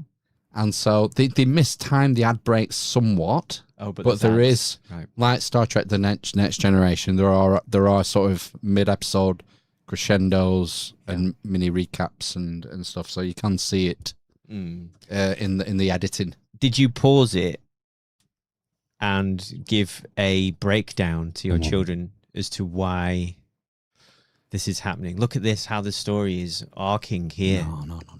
They're not advanced. They're not ready yet. Children. Look at the mise en scène here. The children. No, you can't say. I'm turning down the I've been turning the wrong knob all night. Oh, dear. So my headphones were quiet. So we're on season... We're still on season 1. Yeah, we're just 22 episodes. I was going to say, if you're on anything other than season 1, you'd been, watching that. And it's the weakest season as well. Yeah, that was the other thing, wasn't it? You were given time to get it right. If that was doing it now, was on now, it probably wouldn't get a second season if it wasn't quite on point. How many seasons did Star Trek Strange New Worlds have? I don't know. Is that on its 3rd season now? Yeah, but that's wrong, isn't it? Yeah, it's gash. Star Trek, that one with Michael Burnham in. Which one's that? With Black Space Jesus in it. No. The woman with short hair. Oh. She becomes Space Jesus at the end. Oh, Jesus. I think that got 7 seasons. Even though no one's watching it. Right. So... I think it would be a massive hit if it was released now. Strong female lead. Yes. 30-year-old teenager, Charisma Carpenter. Even when I was watching that as a 16-year-old, I was thinking, there's no way she's like... 16. Yeah. I looked at the ages on the season, on the year of release, and I'm pretty sure she was 26 or 27 in season 1. I won't believe it for a second. Right, well, it's the truth, so it's up to you. Everyone lies about the date of birth. Xander was, I think, 24. Right. Buffy, I think, was the youngest at 20. Right. Alison Hannigan, I think, was 21 or 22. Mm. So, yeah, they're all playing younger. Well, they always do, don't they? Yeah. In things like that. But yeah, Charisma Carpenter just doesn't pass as a schoolgirl. No. It's been enjoyable watching it again. Yeah. Yeah. Yeah, you can see it developing. Right. You can see where things are getting tightened up and where bits are sloppy. Yeah. And it's being honed. You Yeah. see it being honed in front of your eyes. Like you say, they're doing it. They're fighting for their lives at the beginning. Mm-hmm. What was it? I think it was a 2-episode.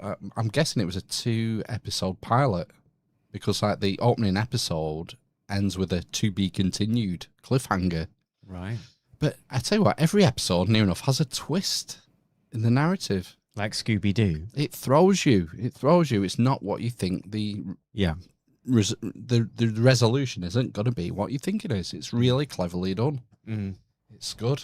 It's good shit, man. And it only gets better up until a point. I think the last season, I've not watched it since it aired in the noughties, 97 to 2006, 3? Whatever it was. Don't know. I've not rewatched any of it. I had a poster of her. Did you? Buffy. I remember Panhead having one in his bedroom. We used to watch it in your back room. Yeah. Was it like a Thursday night at 6:45 or something? I thought it was a Friday. I thought that would Was it be a Friday? Friday night kind of thing, Buffy, wouldn't it? Yeah. Because I remember Channel 4 stole Angel.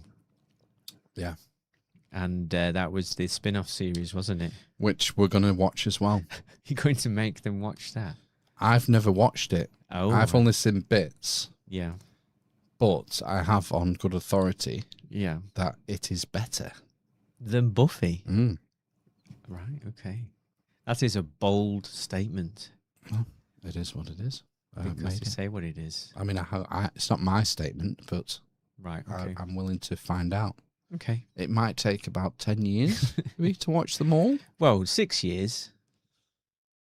How many do you think you've 300 episodes or something, is it, altogether, maybe? Yeah. What, like? One a day? We're not going to do one a day. Well, yeah, and you've got adverts as well. Could maybe do 5 a week. Yeah. Monday to Friday, maybe. Like homework. Yeah, so that would be 4 a month a season. Yeah. So, yeah, could maybe do it in a year. Is that replaced movie night then? Educational No, movie night? Saturday. Saturday is movie night. Okay. We watched Grown Ups. Is that like an Adam Sandler film? Yeah, it's an all-star cast. Yeah. I say all-star. It's all like Saturday Night Live, American comedians. Salma Hayek. Oh my God. Yeah. I mean, it's an old film, to be fair. I think it's maybe 15 years old. I would say so, yeah. Yeah. If I had to guess. So it's like proper like peak MILF Salma Hayek age range. Yeah. She's probably about 38 or something. Absolutely banging. Yeah. Christ. He still looks good now. I've not seen her in anything recent. So on TV shows and things. Is she on TV? Does she do TV now? Well, just like she comes up on, not now. She was in Eternals, wasn't she?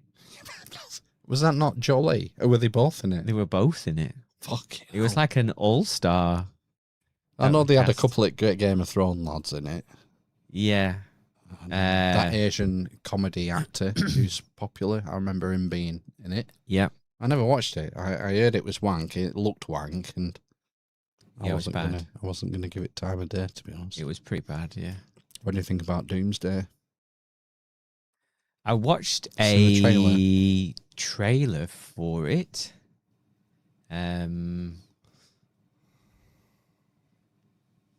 It looked like it was made by AI to me. I It did looked like an AI CGI slop fest. There was, yeah. I mean, there's going to be a lot of CGI in it. Doesn't have to be. No, but that's what it will be because they're bringing so many characters into it, like the old Professor X and then a new Professor X, isn't there? And Magneto's in it. Yes, he's not 90. Just tell me what to say. Just give me the script. Yeah. But yeah, I mean, it seems like a desperate play, doesn't it? But it's a Hail Mary, is what it is. But it didn't seem any different. The difference with this, I suppose, is that I guess what they're trying to do is make it like, what was it called? Endgame. They're trying to make it like that, but the preceding without the build-up. When did that come out? 2019, was it? But the preceding 7 years, they've started how many arcs? 2 or 3 arcs, maybe. And for various reasons, they've had to get rid of the antagonist, like Kang. Got done for something, didn't he? Yeah, that was a bad choice to start with, though, wasn't it? The multiversal Kang thing. Oh, the whole multiverse thing was a huge mistake. So they're trying to do this big crescendo or catalyst, I don't know, without the back up to it. And I suppose the other thing is like a lot of these people are old now. I mean, Chris Evans can probably get away with it, can't you? For like Captain America or whatever. But who was I thinking of? Paul Rudd as Ant-Man. I think, is he not in it? I'm pretty sure he's in it as part of that weird world that they go to because they're tiny. No one watched it, did they? Quantumania. No, yeah, the Quantumverse. No one cares. So yeah, it's all starting to creak, isn't it? They want to capture the. No, they want to reboot it with the kids. Right. Okay. So you'll have Ant-Man's daughter. Oh, I see. Right. And okay. Captain America's got a kid now. Hasn't he? With the Fantastic Four have a son, don't they? Yeah. Yeah. Yeah, it's not going to work. I'm sure it'll make a lot of money. I've got a feeling it's going to do more than $1 billion. But Spider-Man did all right, apparently, didn't it? That's got over $1 billion. I think got like $2 billion or something ridiculous. Did all right. Yeah. Third highest grossing movie of all time. Exactly. I think it's on about 2.1. Wow. That's just mental, isn't it? But even my kids wanted to go and see that. So yeah, it came out in the school holidays, didn't it? And everyone loves Spider-Man. Yeah, but it's managed to get through Roblox, YouTube Kids, and Fortnite, and somehow it's like... do you not think Fortnite had a tie-in with Marvel to promote the Spider-Man film? Well, there was a Roblox game. Yeah, they all... That's why, when they say our production budget's 200 million, they spend another 150 million on marketing. And they do deals with Epic Games to get them on Fortnite and on Roblox and on Mine and all the rest of it. All these YouTube shorts, they pay all the influencers to make shorts about the upcoming Spider-Man film. It's just beamed into your consciousness when you consume online media. Yeah. I've not seen it. No, I didn't go and watch it. And they're introducing the X-Men as well, aren't they, in the new film? So Jean Grey, spoiler alert. The murderer. Was in it, yeah. Yeah. Kind of ruined it, didn't they? Apparently, yeah. I've not watched the film, but yes, she does murder people and destroy them, but it's fine. And mind rapes them. Apparently so, yes. Yeah. Never mind. But it's fine. It's fine. It's fine. Hugh Jackman's going to be in it, I assume, as well, isn't he? Yeah, why not? Why not? Remember Hugh Jackman in the Fox X-Men film from 1995, whatever it was. 99 was the first one, wasn't it? Was it that late? Yeah, I think 99. It might even have been 2000, but gosh, yeah, it wasn't. Yeah, I think so. Yeah, they need to, recast all these people. Yeah, and start again. I just, I I think there is an element of superhero fatigue, you know. Yeah. Although, you know, everyone will say, well, Spider-Man did $2.1 billion. Well, that's Spider-Man. Mm-hmm. He's the most popular. Yeah. Always has been. He's already... What explains Superman to me then? And that's the 10th film, isn't it? Oh, yeah, across the Raimi verse and all the rest of it. Yeah. Which is incredible. It's like nearly one every 2 years. I think the first one came out in 2001, so it's 25 years. So, yeah, like 2 and a bit years, a new Spider-Man film. It's a great character. It will always do well. But, yeah. I'll probably go and watch it. I'll probably go and watch this Doomsday thing, but I know it's going to Is it not be a two-parter as well? Yeah, Secret Wars will be the part 2. Oh, okay. Yeah. Where they try and reset everything. I see, right, okay. Yeah, they should have stopped. They should have stopped at Endgame. They should have stopped there and left it for 5-10 years and then recast the whole lot and just reboot that way. But they can't, you know, they couldn't do because of the money on the table. Need to make that money back, don't they? Yeah. Yeah. It is what it is, you know. Should we see what's coming up next? Yeah. Why not? First on BBC One. Bro, what's good? Dude, you look a lot like Adolf Hitler, bro. Dude, thank you. Bro, for real, bro. You look just like him. Like, has anyone ever told you that? Actually, yeah. Really? Bro, that's insane. Are you serious, bro? Yeah, it was just like freshman year. I let my mom cut my hair, and it was like really swoopy. And he goes, Really? You look like Adolf Hitler. That's... Thank you. He had a tash, didn't he?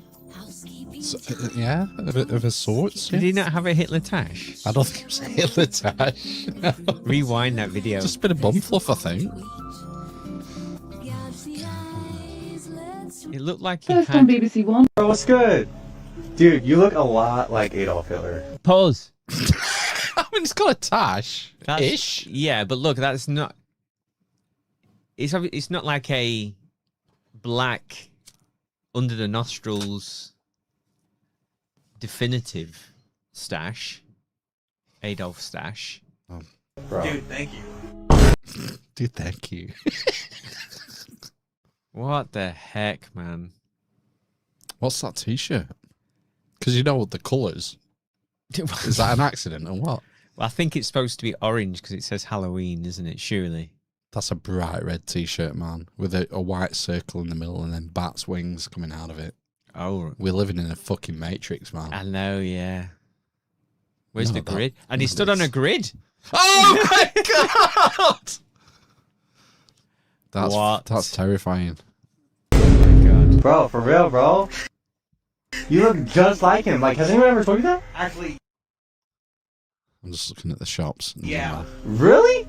Bro, that's insane. My best friend told me that. Are you serious, bro? Yeah, it was in like freshman year. I let my mom cut my hair, and it was like really swoopy. And he goes, Really? You look like Adolf Hitler. That's... We can't do this on our own. Madness. Our podcast is in need. Help us. Tell your friends and plant a seed. It's housekeeping time. Yeah, this is a value for value podcast.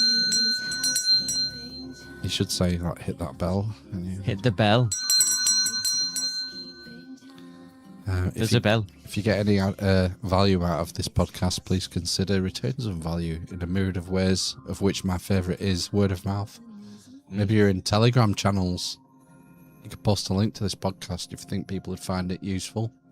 Facebook groups, Discord servers, wherever you are online. Spread the message, get more people involved. We'd be greatly appreciative. Yeah, definitely. Hit that bell on YouTube. Ding, ding. So you should have done it. There you go. Like us. Comment us. Hype! Hype us. Mega chat. Super chat us. Shame Stig wasn't here tonight.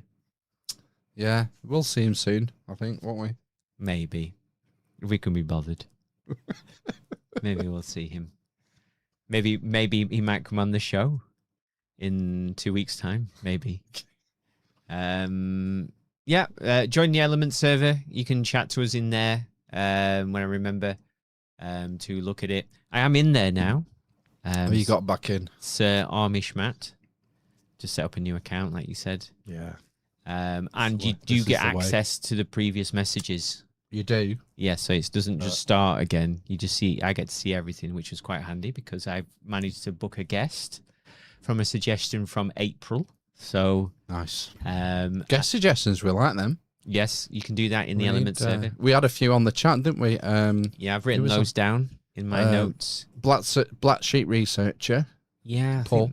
I think that was might be on our list anyway, but I'll yeah, it's tricky because I think he has a lot of responsibilities outside of YouTube and podcasting, so it's hard for him to like nail down a time and place and stuff. But you can only ask, can't we? Yeah. And there was another one there. Oh, Thomas Sheridan. Yeah. Who is on our list and who we've asked. I think we don't know if our messages are being received.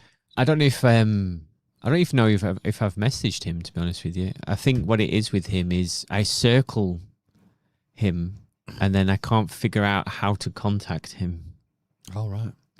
I might have I might be able to via another person. Right, okay. Get hold of a means of contacting Thomas Sheridan. Is it a pigeon? No, it's a man. Ooh. A local man. Oh. Wow, intrigue. Yeah, so send us news articles as well. Well, probably not that anymore, but you can do if you want.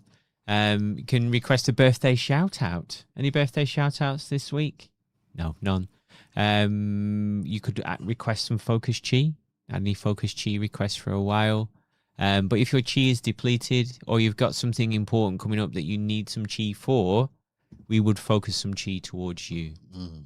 You could also submit show artwork. One submission this week, I imagine. Yeah, it's this one. This one is pretty cool from Phil, and he has created there an image of the lines of destiny. Even going up to Faroe Islands there. Yeah, kind of. And I couldn't believe that this is only the second time we've had Alan on. I swore I spoke to Alan twice before. You might be right. I mean, 434, you lose track. Yeah. Yeah. But anyway, lovely show artwork there. Great submission. You can sign up for the newsletter. No, we're not doing that anymore. Don't bother doing that. Unless Ben's going to take it up. Yeah. So no. I think that's it, isn't it? Set for leave us a review, send us it if it's a good one. Oh fuck, I might have one. Oh wow, okay.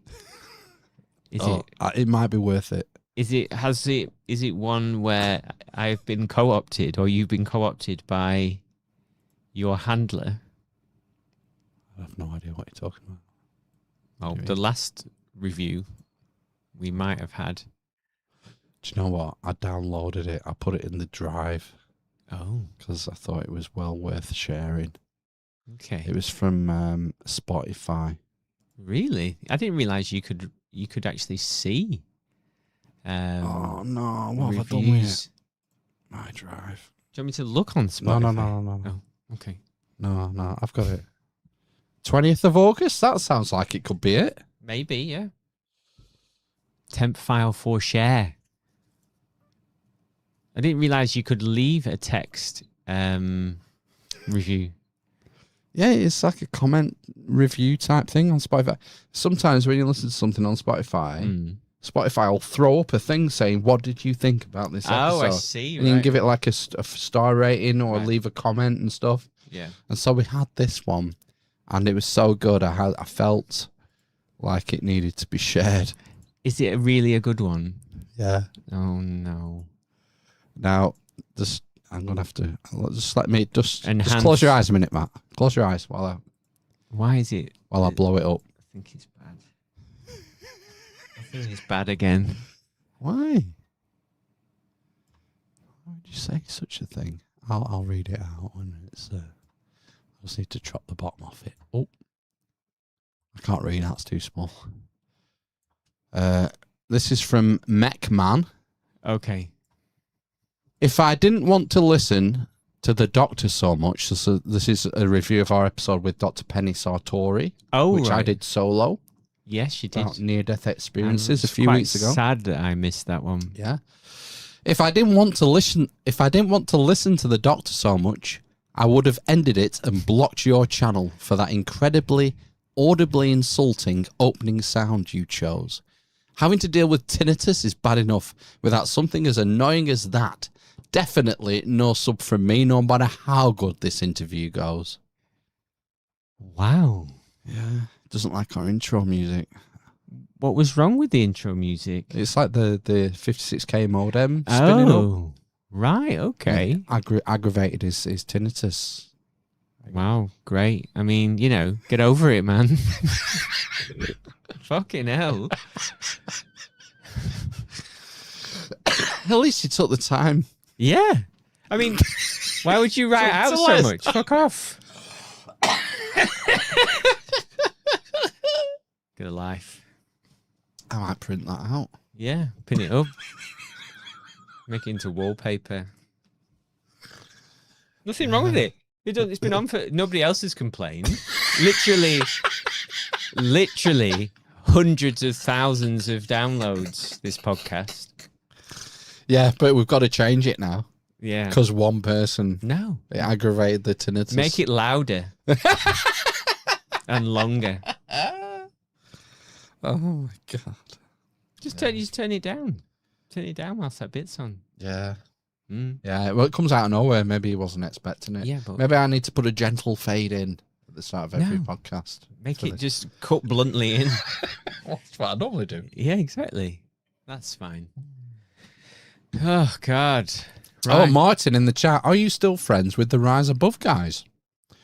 Yeah, as far as I know. I don't think we unfriended them, did we? No, unless I have lost track because Friday night is turning into like a football night now. I don't really get to watch. What kind of football? Any kind of the boys Training.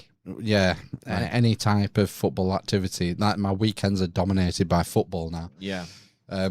So I don't get to watch the Friday night show live anymore and be in the chat and stuff. But right.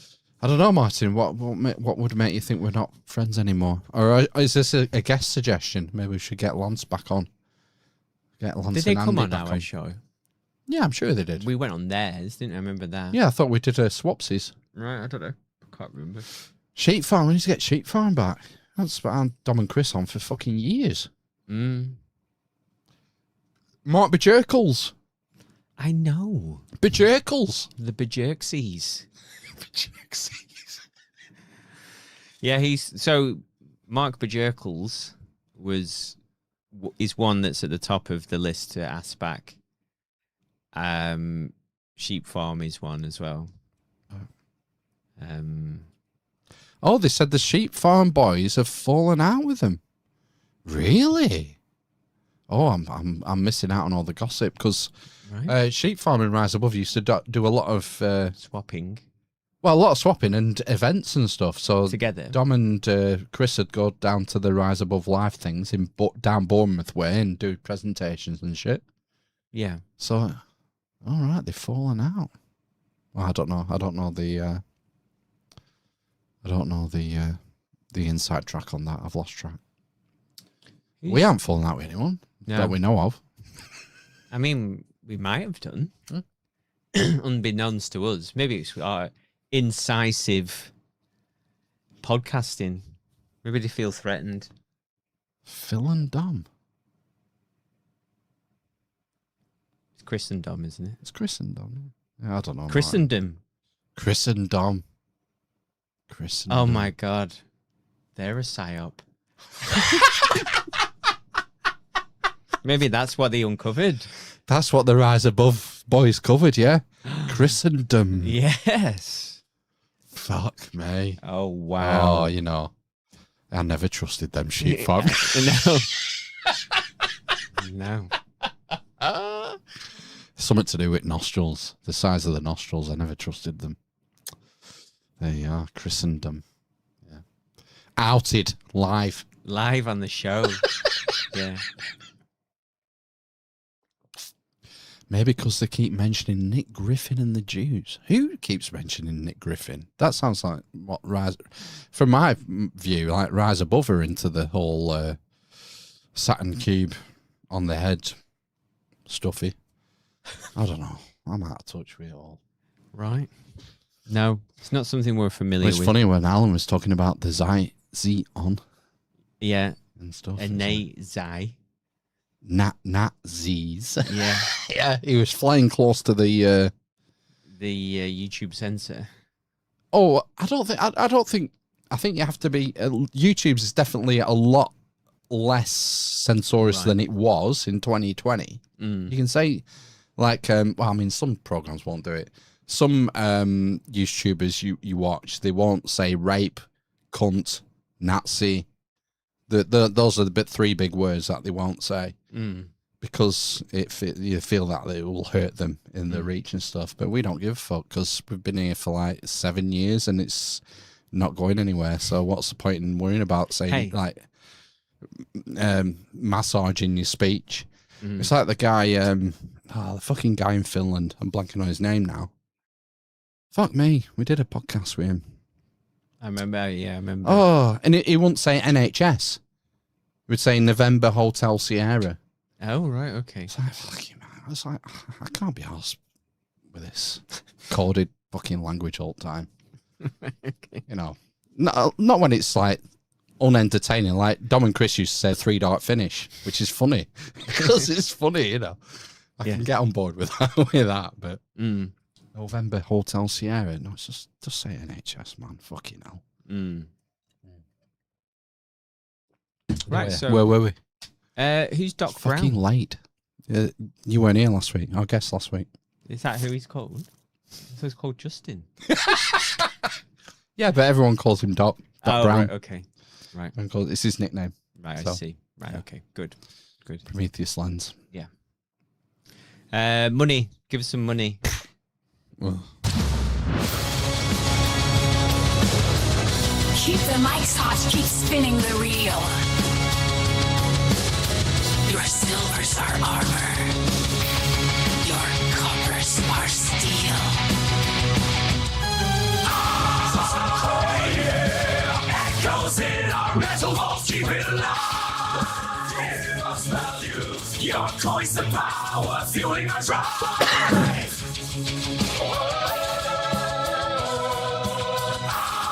I need to get back the original Toss a Coin jingle. It's too long, this. It's far too long. It's invigorating, though, isn't it? We don't need it at 11:30 on a Sunday night. No, it's I late. I've got to go to York tomorrow. If you find some value in this, there's a PayPal button there, or buy us a coffee, give us a one-off donation, or give us a recurring, sustaining donation. It's your choice. Super chats, there's the merch store. These are all ways to support us financially. Feel the steel strings, the electric roar. Your donations are what we're fighting for. Banging heads, we stand united as one. Can you value flames of your support? Have just begun.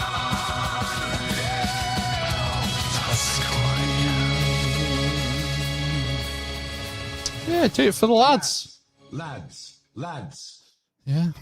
Do we have any producers this week? I don't know, I've not done it. Okay. Do the producer list. I'm sure we've had unbelievable support. Just look at him here. Incredible. Unbelievable support. Sorry, just little windy pops there. It's all right. It's good to know you're a team worth You're supporting. lucky, you're thinking, and they know, they're not daft. They're looking at this team we're supporting and we're fighting every week for. I've given up. They gave up. No, Roy. They haven't. They're still there. They're still supporting us. They fight for us. Every day. We had to fight. We had to find something. Yeah, I've just been singing there. I can't really talk, but yeah, what? All the occasion, the team, everything against us, we found a way. Yeah. Thanks. We find a way to make it happen. We do every week. 434. Every week we find a way, don't we? Life finds a way. Life finds Even a when way. you try and put your seatbelt on and you've got 2 male ends or 2 female ends, you find a way. Exactly, yeah. That level of granular detail. That's why it's a masterpiece. It is, isn't it? Part. Yeah. Can we go home now? It's about time, isn't it? I think so. It's 11:30. Yeah, I didn't have any ISOs, but I managed to find one, I think. Great. Friend of show. Is it Ben or me? Dirty and thick. It's not that one. So is it this one? Wagwan fam, you're going to Somerset. No, it's this one. It's You look a lot like Adolf Hitler. That'll do. You look a lot like Adolf Hitler. Great bunch of lads. Just do that. Yeah, I think so. Just put that, play that out. Yeah, I need to go get some petrol now. Anyway, petrol. Why have you left that till this time on a Sunday night? I like going to the. We've been doing all week. Going to the petrol station because there's no one there. Oh, it's quite busy actually. Funnily enough, at this time of night on a Sunday. Is it? Yeah, I don't know why. I don't know. The lunatics like me getting the petrol at 11 o'clock at night. God, you've nothing to do in morning. Yeah, when it brims though, and we can just go. It's going to be a nightmare getting these 3 people out of my house. Really? Yeah. Are they shit at going on holiday? Yes. Fuck me. Yeah. What's wrong with them? Just they'll find excuses to, they all just go wandering off, like, and doing things. My dad does that. Wandering off around the house and Dad finding things. Checking the window for the 8th time. Yeah. It won't be that kind of thing. It's more like getting ready or, oh, can I just get this? And no, I needed to get this. Yeah. So that will be a lot of that happening. You got a roof box yet? No, we don't need a roof box. We're only good for 3 days. We've got a roof box now. I know you've got a roof box. It's stayed on the car for 6 weeks. Yeah, because they've gone away this week. I said to her, do you want me to take it off? Or is it worth just leaving it on? Because you're going away in a few weeks. So should just put some wings on it. Yeah. Maybe like a sickness. Yeah. In the shape of a sickness. Yes. My occult car box. Right. Dorothy, yeah, Al's in chat. Dom and Chris are pretty easygoing and don't tend to fall out with folk. Yeah, understatement. Very easygoing. So, right. Yeah, I'm interested now. Yeah. I'm interested in some drama, some YouTube drama. Internet drama. Yeah. You know, people do farm drama for clicks. Clicks, yes. They stay stuff, they try and start beefs with other channels. Yeah. So that you click and you pick a side and you comment. And it increases engagement, and this is what Al Gore wants, by the way. That's why we are so unsuccessful. We don't farm. We don't do anything. Al Gore. No. Not saying that's what's happened, but no, you know, it does go on. Right. We'll see you next week anyway. Yeah. Is it barn raising next week? I believe so. Oh, thank God for that. I might get some weed. Oh, Jesus. Wow. It's for a laugh. Right, Just for okay. shits and giggles. Okay. Not on the show, not obviously, just before. Yeah. Let's get bait beforehand. Okay. So I missed episode 420, so... Huh? 420. Never mind. Alright, see you next week. Bye. Bye. Get a raging stunk collinges everywhere. Fuck's sake, you cunt. I'm gonna. Isle of Cocks. Are you not entertained? I love you. I am gonna aim for the prostate in the men. Asthma! I like what you got. Good job. I'm a fucking asshole. Congratulations on becoming a doctor of thugonomics. That's it, man. Game over, man. Game over.